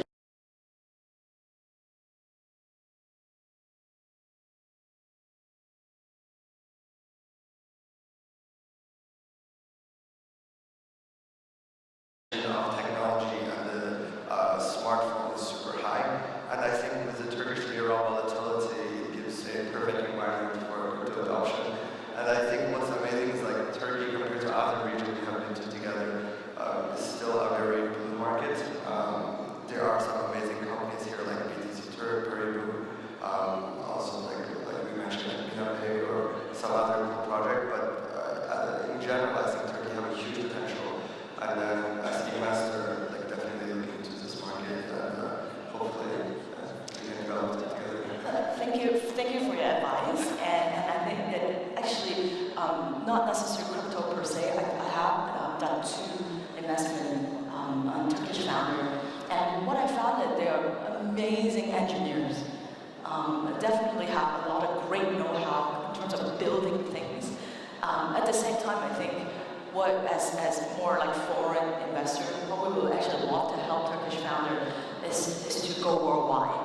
I think building things is one thing, but it's really about building a brand and think beyond just Turkish market, because there are many amazing Turkish founders that I also found in the US that they really wanted to build things that is not just for Turkish market but worldwide, and I absolutely think it's possible. Yeah, sure. I think there's like a lot of very famous people, Turkish people in crypto too, like Meltem, who represented Bitcoin and blockchain in front of US Congress, even Professor Greenwood, who was the early contributor to peer-to-peer and director of IC3. So I think, yeah, Turkey really started to get more involved in blockchain. Yes. So previously, 500 Startup invested in Udemy.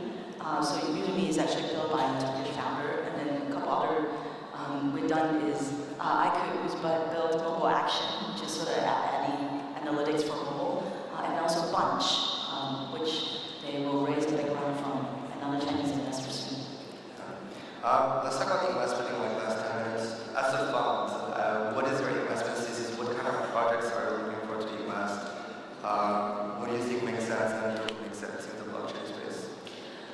Proof of capital focus on investing in blockchain-related application layer, and of course infrastructure as well. But I've been actually spending a lot of time on the finance side of things, because I think the number one use cases for anything blockchain is really about money and Bitcoin and all kind of cryptocurrency. So in that sense, I found literally there's a parallel universe going on in terms of building banking and financial infrastructure with crypto and non-crypto at the same time. So some of the investment that we have made recently, Eubanks, which is an Argentinian exchange, FTX, who is right outside the derivative platforms, which I think 2-3 weeks ago they're already doing over $1 billion per day in terms of transaction value, which is amazing. So we definitely see on the derivative side, the spot trading market is a parallel universe that's being built for crypto. But at the same time, you can also see, let's say, in the fiat world, BNY Mellon, which they do custodies over $40 trillion, that's supporting banks worldwide. And we are starting to see there's a lot of digital asset custody solution that's out there, at least 20, 30 of them, companies that are building. But we think that longer term, sure, like there's amazing custody solution out there, but normal people, not like you guys, which is early adopters, normal people at the end of the day, they still, even though I don't think bank is going away, but there's still trust involved. Will you trust JP Morgan or an unknown name of custody solution you never heard of? Probably JP Morgan, because at least you can sue them and they have insurance. So in that sense, we see more and more startup in that sense working with traditional bank and provide that. And then of course we talk a lot about payment, and I think that this says blockchain is an enabling technology, but it's definitely really, really exciting that I think a lot of banks are probably really intimidated and really, really scared right now. By the way, it's not that they intentionally to make things slow, but definitely I think blockchain will help and push that. So that's one area in terms of finance side of things. We're really, really big on anything related to privacy. Have a lot to do with lost trust of many other internet giants, not only Facebook, but many others too. Like, what can we do to make sure that all of us actually own our own data? This is actually beyond money, right?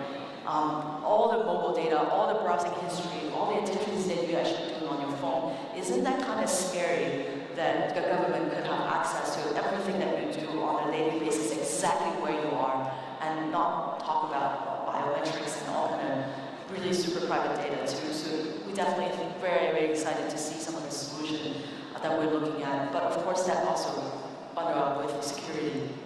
I think that's definitely going in hand. But of course, we also very excited learning from Bishi on like worldwide. I think that particularly Greater Asia, we found great mining and trading talent. That's definitely Asia. I think in the US, we're looking on more infrastructure, privacy, and security talent. So we focus on there. Yeah, like adding on the payments. BC works in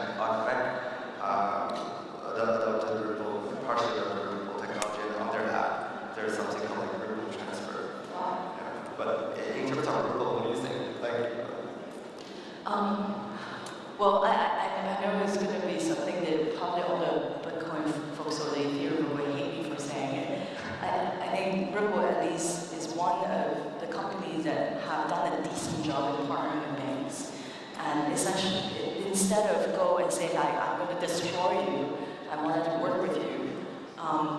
Having said that, I actually invested in Stellar, which is the co-founder of Ripple. And they are taking the route which is not necessarily working with the banks per se, but again, focus on the emerging market. I definitely think regardless it's Ripple or Stellar or Omisego or many other like payment-focused protocol out there, it's great to really focus, and in particular as an investor, as much as I love learning about layer 1, layer 2, sharding, all the really interesting technology that's out there.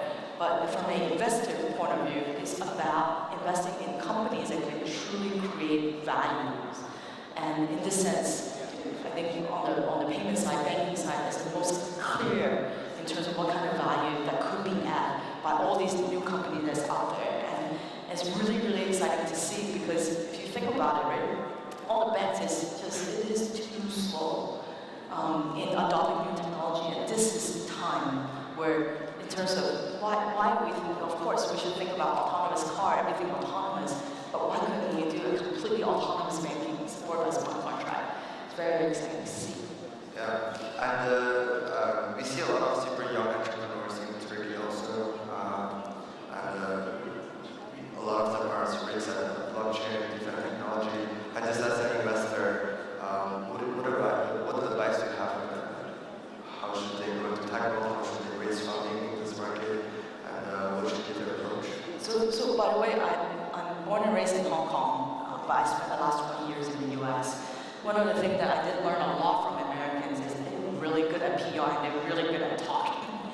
So I think a couple of the Turkish entrepreneur that I met so far, I think you guys build an amazing product.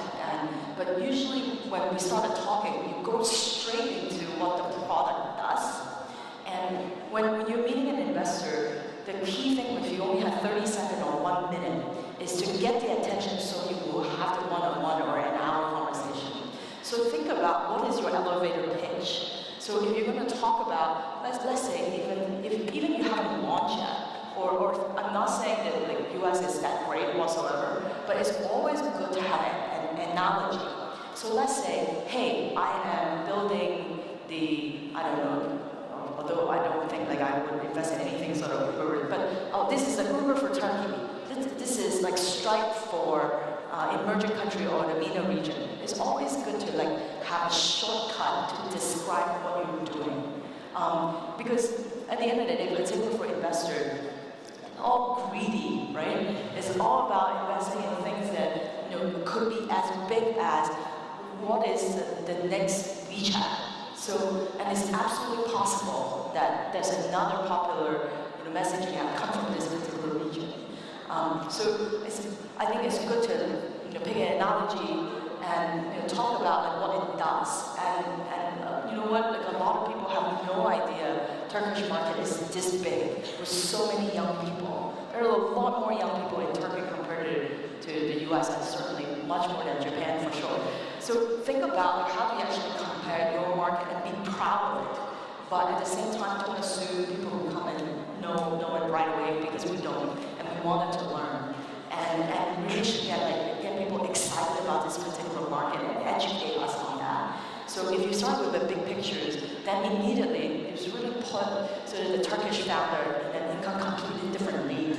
And I think in terms of engineering know-how and excellence, you're definitely not short of that. It's really about how do you package it up so that you can be on the world stage.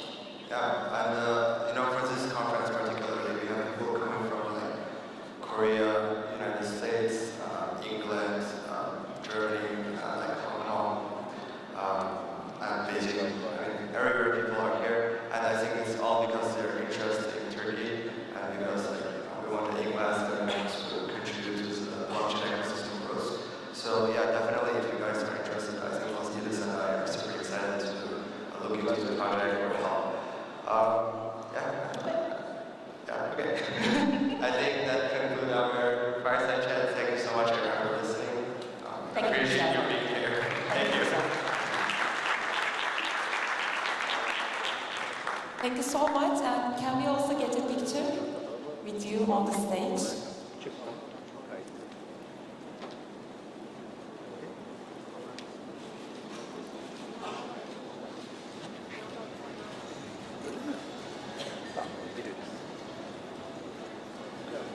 Thanks so much.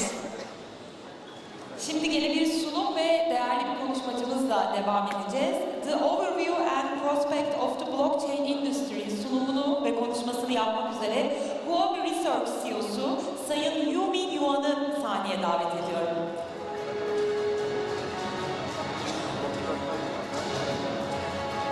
I know. Thank you.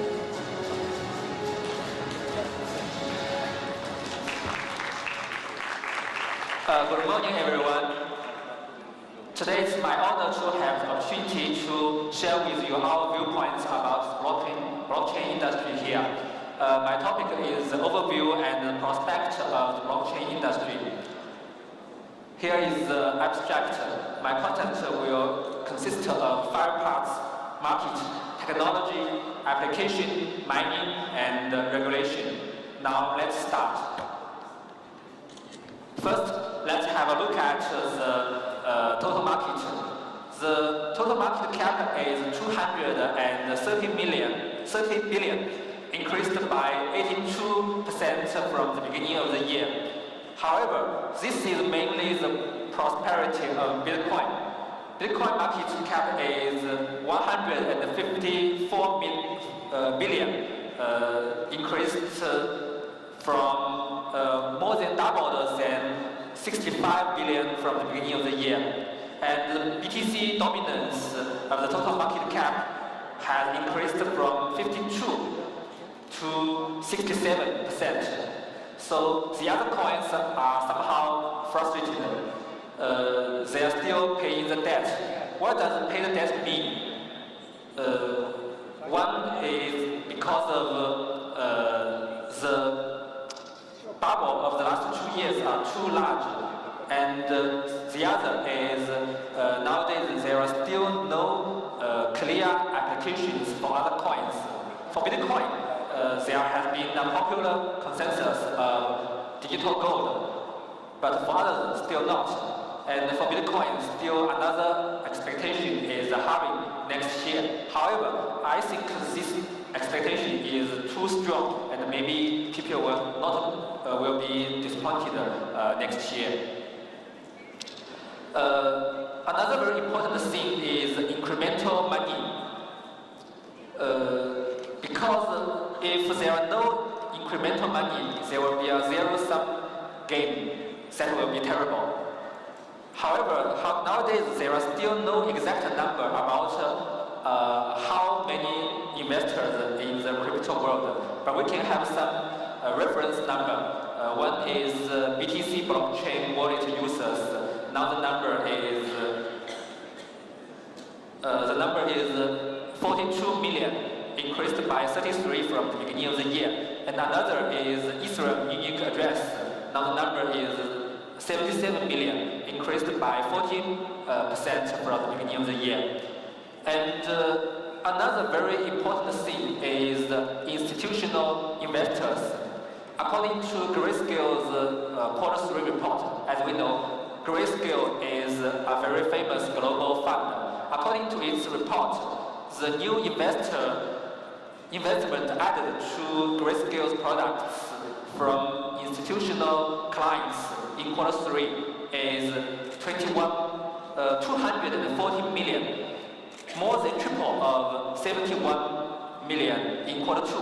And Q2 is more than double of 31 million in Q1. So a very amazing improvement.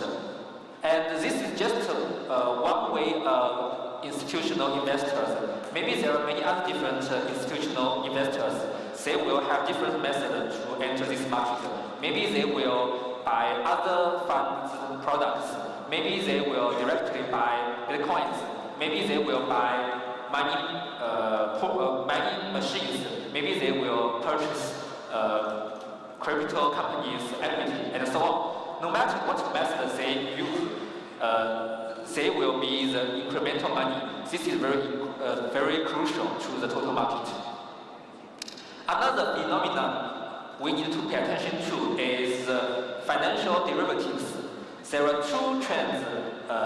One is there are various traditional financial derivatives. They are being being copied into the crypto world, like settlement CFD, like futures with physical delivery. As we know, BAKKT launched its products in September, and like options become a new hotspot. Derby exchange emerged with the fame of option products, and like more kinds of ETFs and so on. Besides, another trend is that there are more and more new derivative products which haven't been seen in the traditional financial world, like perpetual CFD and like binary options on coin price volatility, like leveraged tokens, like redemption tokens, gain right tokens, and so on. We can say people in crypto world are very smart, very creative, very brave. They create so many different derivatives. So the investors can do the hedge, do the arbitrage. They can earn money even if the market is very boring. Now, let's move on to the technology aspect. Last year's overall progress of the public chain is very slow, which indirectly inhibited the progress of application projects. And this year, the situation has somehow improved. We can see the table on the right. Most of the main chains are launched on time, and some are delayed last year, launched this year. However, there are still some of them in delay. And we can see for these chains, many of them are with POS consensus.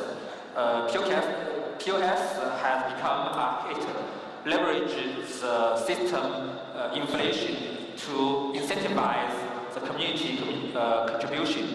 And the POC is emerging, take advantage of the existing hard drive capacity market. However, now the focus switch from the TPS to use case. As we know, nowadays there are many different chains who have TPS of more than 5,000, 6,000, or even much more. However, many of these chains have no active users, have no active applications, so the TPS means nothing. This is no longer the pain point. The pain point has become to real use case, real applications. So as the competition of public chain become fiercer, it is very important to leverage community power in the early stage of the project. And now let's talk about the fast chain launching. 5 years ago, it is very difficult for people who want to launch their own launch their own tokens. He needed to fork Bitcoin or to change the Bitcoin codes. It will be very difficult if he have no technical background. Then Ethereum appeared. So people can issue his own token just by ERC20 very easily. Even though he has no technical background, he can just learn maybe half an hour, then he can issue his own tokens. And till this year, another trend appeared. Fast blockchain launching model will become a new trend represented by Substrate and Cosmos SDK. So people can customize their own public chain, customize the data storage, customize the consensus mechanism and block generation strategy. That will be more exciting than just customize your tokens. Maybe some people will say we can just utilize DApp or subchain or sidechain, but this is different. In our opinion, the DApps is difficult to implement complex logics and functions. And for the sidechain and the subchains, the interoperability will be not the first primary consideration, so it will not be so good. And the implementation will not be simple. So there will be a market for the fast chain launching. And so the Polkadot and the Cosmos are very hot this year. And besides, they have a gene cross-chain. This is also hot. However, there are still many difficulties. As we know, the Edgeware failed to launch their mainnet in September. And almost at the same time, the Cosmos failed to upgrade its mainnet. So there is still a long way to go for technology. Now, let's move on to the application. The most important application nowadays is stablecoin. Previously, stablecoin is mainly used as transaction tools. Now this changed thanks to Libra. I will not elaborate Libra, otherwise maybe I will spend another 1 hour here to elaborate Libra. But we can say briefly, Libra is a great start. Although many people doubt whether Libra can survive, whether they can be issued on time, because there are many pressure from different governments, and 7 members of their association have quit. But we think one thing is we think still it's very possible Libra can be issued next year because they have pay efforts to the compliance. And another more important is Libra is a great start. It drives different people, different governments, different companies, different associations to discuss, to think about how to issue their own Libra, how to design their own Libra's mechanism. That is very important. So even though Libra can't be issued next year, there will be many other different stable coins. And we see here US utility settlement coins will be issued by 14 banks and financial institutions from US, Europe, and Japan. And like JPM coin will be launched by JP Morgan, and Walmart will also launch its own coins, own stable coin pegged to USD, and the SDK will be issued by SIX, the Swiss National Stock Exchange.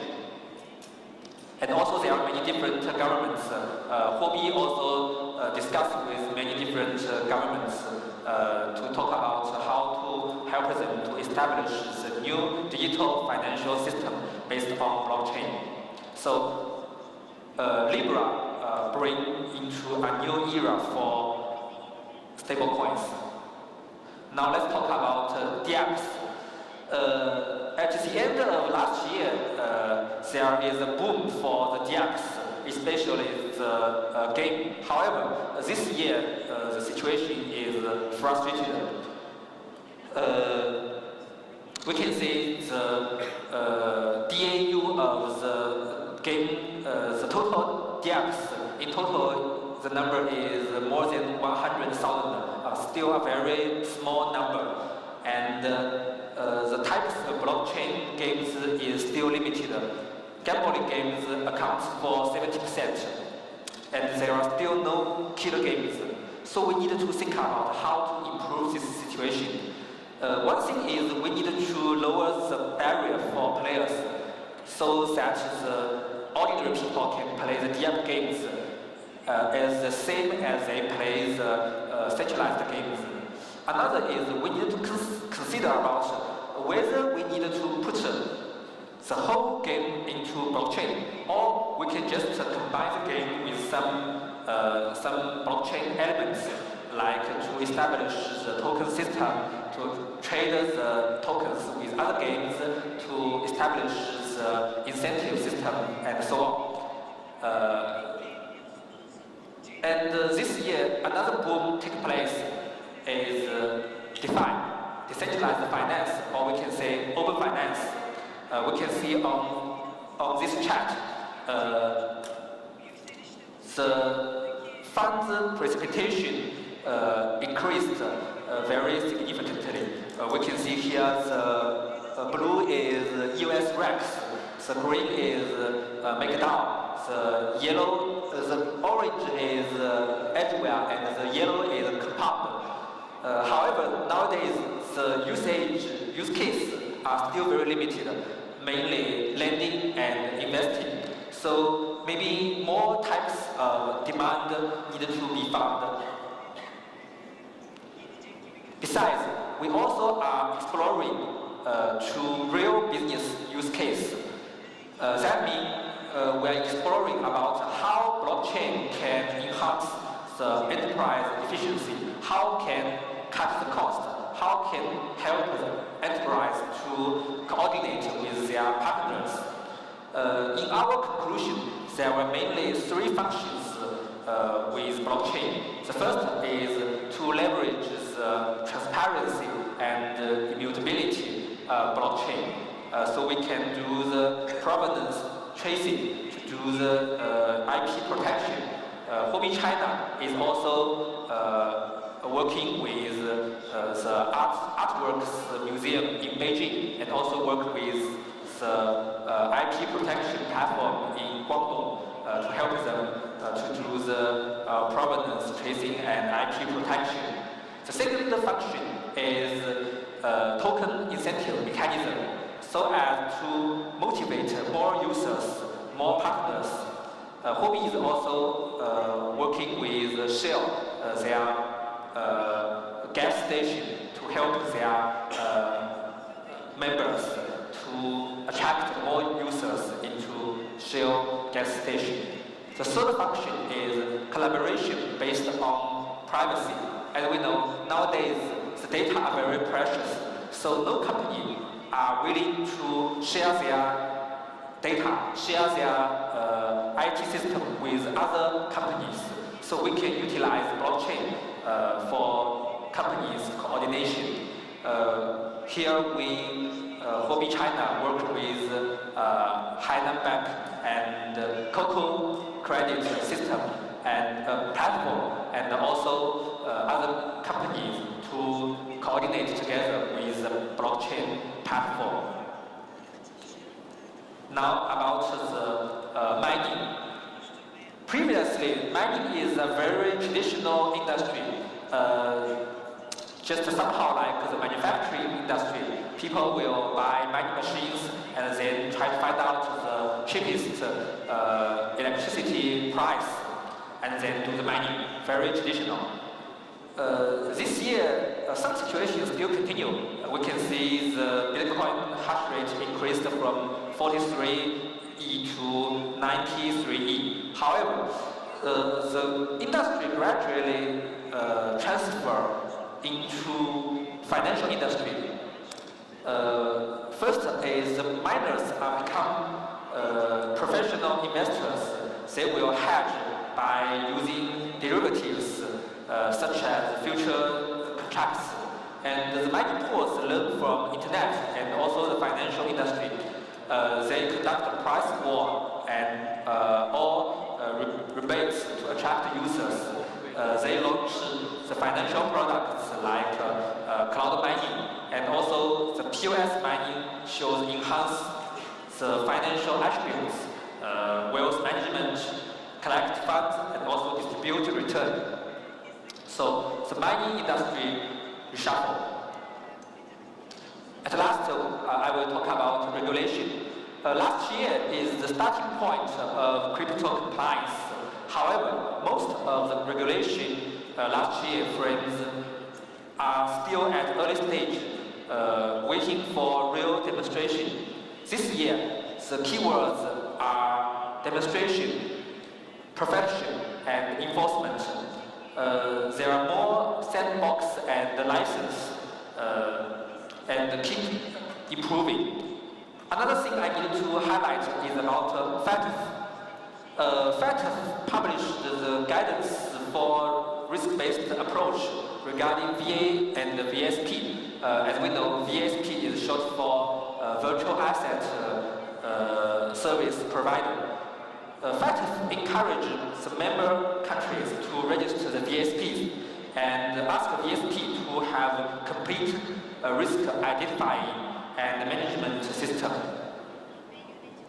And another very important thing is enforcement and punishment is getting intense, especially the US government, especially SEC and FINSA of America. As we know, these days the SEC of US stopped the token issue of Telegram, and Telegram is still search how to solve this problem. So the enforcement and punishment will push the teams, the projects to meet with the compliance requirements. Okay, so much for my presentation, and I look forward to further communication with you in the future. And you can follow me on Twitter, YUANYM2100. Okay, thank you very much. Thank you very much, Mr. Yuan. Bir diğer sunum ve değerli konuşmacıyla devam edeceğiz. Global Regulatory Trends of Digital Assets konuşmasını yapmak üzere sahneye Rocktree Capital CEO'su Sayın Doktor Ömer Özden'i davet ediyorum. Sayın Özden geliyorlar. Çok şık giymişler. Buyurun. Great. Thank you. Hello, everybody. I'm very happy to be here today at the Eurasia Blockchain Summit. I want to say to all our Turkish brothers and sisters, merhaba. Merhaba bayanlar, baylar.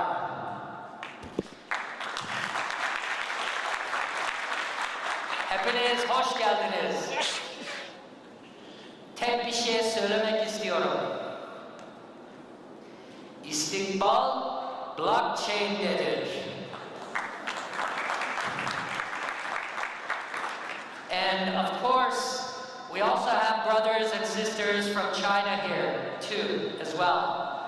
So I want to say to our Chinese brothers and sisters, 大家好，区块链的同志们好，同志们辛苦了。So, we are very pleased to be here today, and I'd like to first talk about Rocktree Capital. We are a merchant bank in Beijing, New York, and Toronto, and our mission is to unite the two largest blockchain markets globally, which are North America and also Greater China. But of course, I'm of Turkish descent, and we take a great interest in the Turkish market. We have a fiat fund, crypto fund. On the crypto side, we've invested in over 70 projects.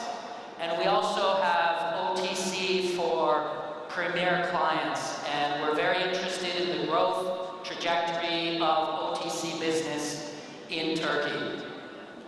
Also, one of the big trends we see in blockchain, which is very important, which Hubert, who's the CEO of Huobi China, was alluding to, is regulatory compliance.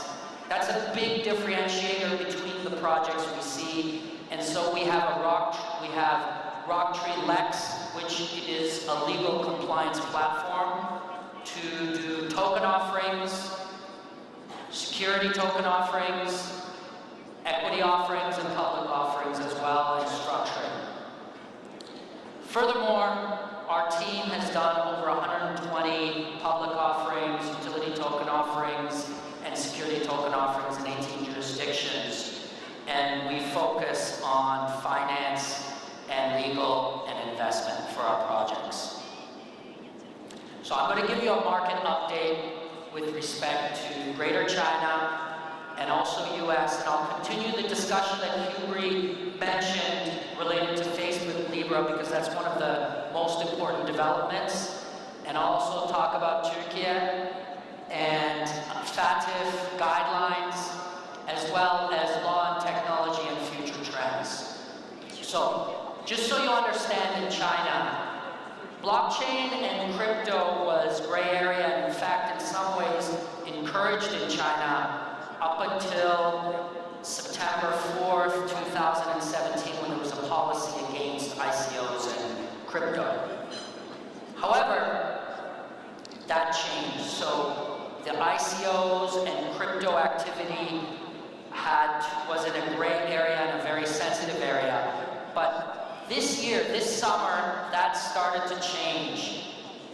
And the reason why is because Facebook's Libra emerged.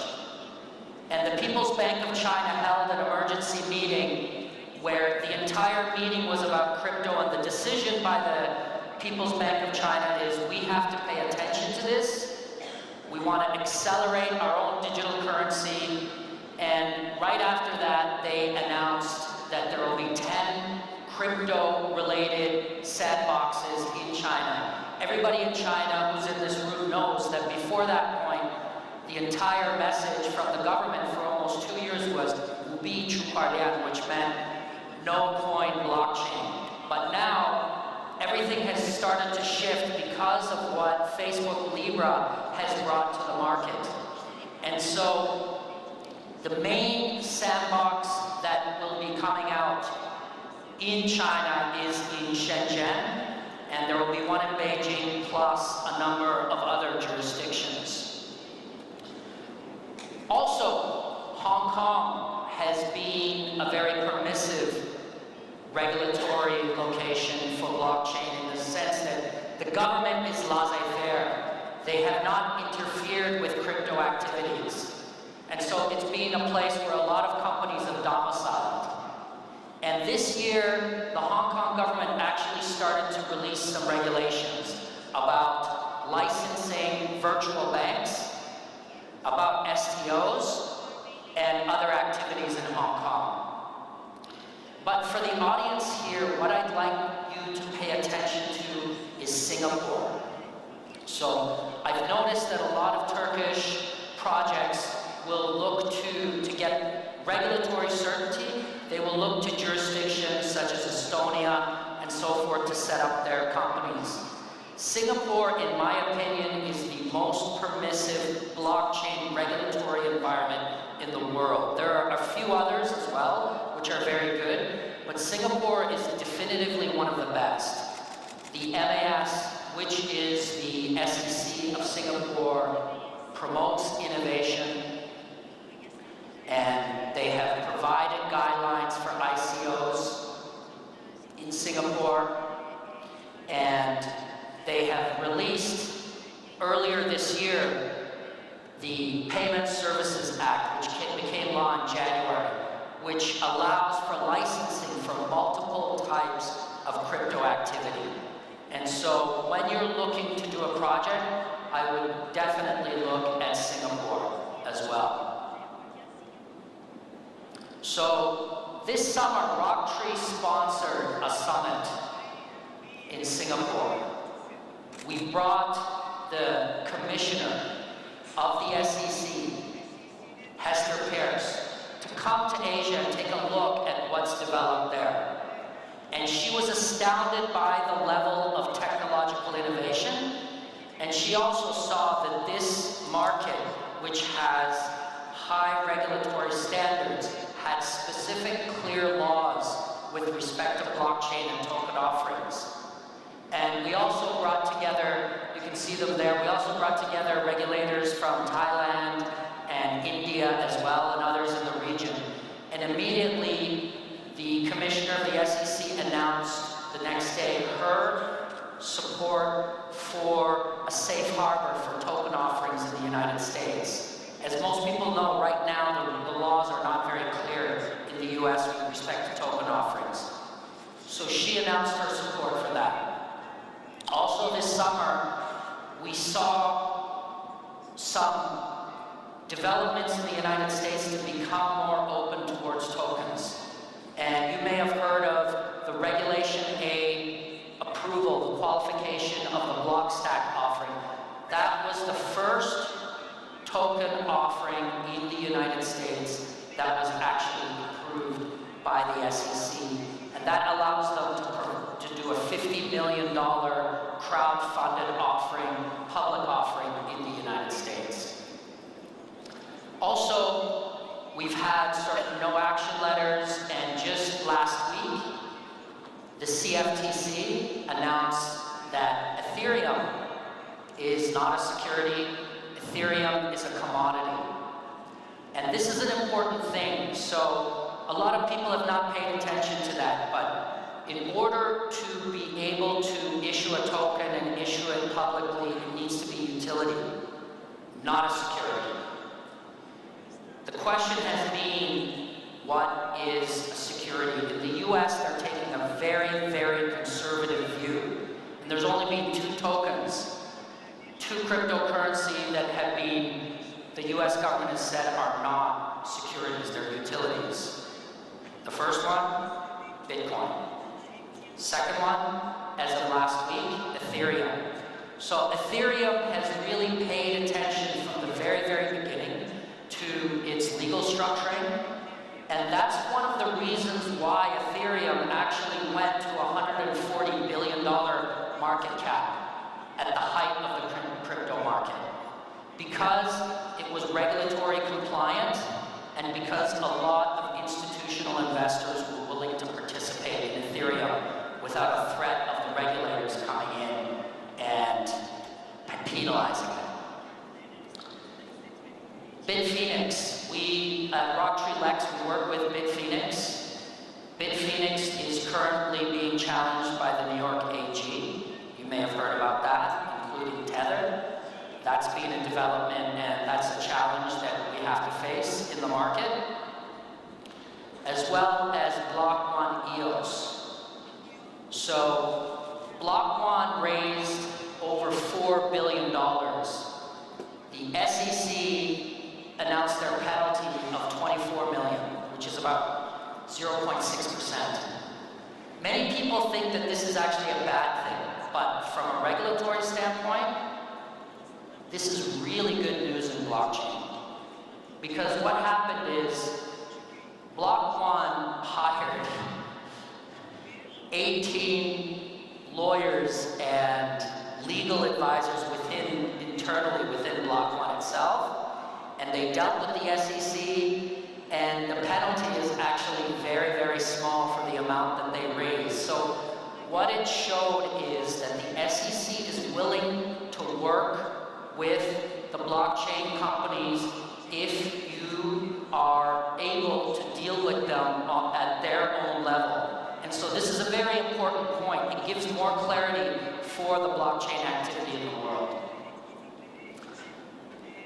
Another point that I want to make is, some people here are familiar with Layer 1 protocols. And Layer 1 protocols have been issuing ERC20 tokens, but the cutting edge projects today are no longer, if they're Layer 1, no longer issuing ERC20. And I'm wondering if you would understand why that's the case. If you issue an ERC20 before your blockchain is released, that means that you're issuing the token specifically for speculation, specifically for investment, and that makes the token a security. Okay, the big news has been Facebook's Libra. And Congress and Senate had hearings related to Libra in July of this summer. And this caused a ripple around the world. We were there with respect to the congressional hearings and the closed-door hearings, and also Meltem Demirors, who spoke yesterday. She actually gave testimony, and I can say that everybody here should be very proud of her, because her testimony actually was the most knowledgeable with respect to cryptocurrencies and blockchain and Bitcoin itself. And she made a point which is very important to understand. Libra is not a cryptocurrency because it's centralized, it's permission-based. That's not what a cryptocurrency is. And so when governments are talking about bringing out their own digital currencies, those are not cryptocurrencies, those are digital digital representations of money. But let me explain the story of Facebook, which a lot of people don't understand here. Facebook is being challenged by the US government. Why? Because of a company called Cambridge Analytica. This person here, Brittany Kaiser, she's the whistleblower. She used to be with Cambridge Analytica. Basically, it's an AI company in the UK which was hired by different groups to influence voting behavior based on Facebook data, either taken from Facebook sites or bought from Facebook. And Brexit hired Cambridge Analytica, and they won. Trump hired Cambridge Analytica, and he won the election. And this was partially because Cambridge Analytica would send memes and information to people on Facebook to influence their voting behavior. And so the Congress and Senate is really upset with Facebook, with what happened. And so now, as Libra comes out, the government has stated that they do not trust Facebook to do something like this. David Marcus gave testimony in front of Congress, and I think he did a very good job. But Libra currently has a lot of pressure from the US government, and Facebook was fined $5 billion for these privacy issues, which is the biggest penalty ever issued in the United States for a tech company. The second highest was Google at $28 million, so there's a big difference in terms of the fines. So now Facebook is developing its own digital currency stablecoin. What should it do to get it approved? So first thing is that it's a complex basket of goods. I think what you may see, and this is being proposed this week in meetings with Libra, is that it may just go to a US dollar stablecoin as opposed to being a basket of goods. Why would that be a good thing? In the US, we already have two stablecoins that have been approved by the government. The New York State government has approved Pax and has approved Gemini. And the way the US laws work is if there's a precedent for approval, then you can use that in common law. The government can't say, okay, we approve you, but we don't approve you just because you're Facebook. They have to, if you qualify based on the structure and the legal structure, you should be approved as well. So this week in Geneva, Libra was established with 21 members. 7 of them exited because of the letters from the senators putting pressure on them. This week we had meetings with the Libra Association, and there will be some things that Facebook and Libra will be doing. First of all, because of Facebook's bad reputation with the US government, the next strategy for Libra is to make this about Libra Association. So some of the other members, like Vodafone and Andreessen Horowitz, will take the lead in talking about Libra and minimize Facebook's involvement. And also, like I said, they might change this into a US dollar-backed stablecoin. The other thing is, people keep coming to us in terms of submitting applications for Libra. And there is public criteria, but also there is private criteria for Libra itself. And over the next 4 weeks, there will be a change with respect to the internal criteria for Libra. So that'll be worked on over the next 4 weeks. So I would encourage those that want to apply to be a node or a member of Libra Association to wait, because the criteria will be changing, at least internally. Next week, I'll be in Washington, D.C. Mark Zuckerberg will be giving testimony with respect to Libra. We expect that there will be a lot of pressure from the US government. So you can also, this is just my opinion, you can also expect to see a lot of downward pressure on Bitcoin's price over the next 2 weeks. you'll likely see that. So don't buy Bitcoin yet. Just wait a couple of weeks for the price to fall.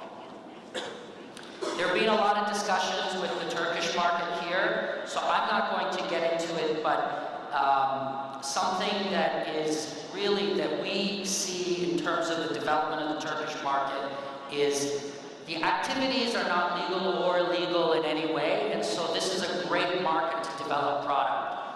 Korea has a similar type of regulatory situation, and a lot of great projects have developed there because of that. Hubry already talked about FATF, and I just want to say that FATF is not a regulation. They're not a regulatory authority. They're just guidelines and suggestions for the 37 member countries.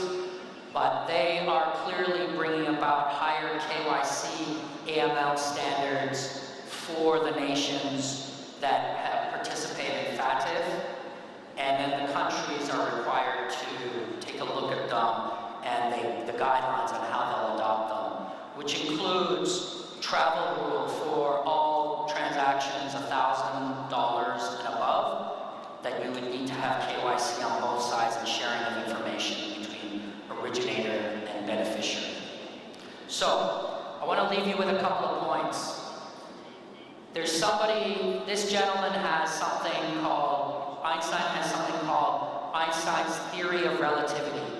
And there's many aspects to Einstein's theory of relativity, but basically what it's saying is that time can accelerate or decelerate in relation to another object. And I would submit to you that that is exactly what's happened in blockchain. We have a saying in Chinese, which is 比圈一天，人间一年, which means a day in the life of somebody in blockchain community is like a year for somebody in traditional community. What does that mean? It means that time has accelerated with blockchain. For those who've been around in the 90s, you saw time accelerate with the internet. Everybody felt it, you could see it. And anybody in blockchain also sees that time is even faster than the internet industry, so things are moving very quickly. The challenge is that the technology is moving faster than the regulations, and so governments need to either be laissez-faire and let the industry develop, or they need to move fast, like Singapore and Switzerland and Japan have done, to develop regulations in the market. So the good thing that we see as countries develop regulations, we will see more institutional investors entering this market. We will see bigger players like JP Morgan and Facebook entering this market. And we will see more liquidity in the market, which is important for a lot of investors as well. But the one thing is that we've noticed as investors, blockchain and the development of blockchain technology, you can't just throw money at it. Because it's an ethos, it's a way of thinking. And when JP Morgan throws hundreds of millions of dollars at developing something, they cannot be as successful as a smaller group that is more nimble and younger and has more of a blockchain type of thinking. So it's important for the regulators to also encourage grassroots industry. And this liquidity, we believe, will eventually bring higher valuations and a spring season coming to the United States with respect to blockchain. So I just want to leave you with one more thought. Turkey may be the first large-scale use case of blockchain and Bitcoin and cryptocurrencies. Satoshi's original vision of people actually using Bitcoin. And there are many reasons why that's happening. But I would say that some of the characteristics of the Turkish market are Turks are early adopters in technology. There's a high level of education here, so many engineers. In fact, many Chinese don't know this, but Ren Zhangfei, who is the founder of Huawei, credits the professor, I believe it's Arakan, as the father of 5G technology. And so Turkey has made advancements in mobile and other areas as well. These are very much the way that the Asian countries have been behaving and the characteristics of Asian countries. And there's another aspect of Turks which we notice, which is Turks love to take risk. They like to gamble a little bit too. And that's also very similar to Asian roots of Turks, not the European roots. So Turkey has options. Turks can look west, which has been traditionally done for 100 years. Turks can look east. And I would encourage you to look east. Being in Beijing, I would encourage you with respect to your regulatory establishment of companies to look to Singapore and other areas, doing business, developing product, looking for investors, doing OTC. I would encourage you to look to China, Japan, Singapore, and other Asian countries to develop the Turkish market. Thank you. Thank you so much, Mr. Özden. Sayın Özden'in ardından öğle yemek aramıza geldi sıra. Yemek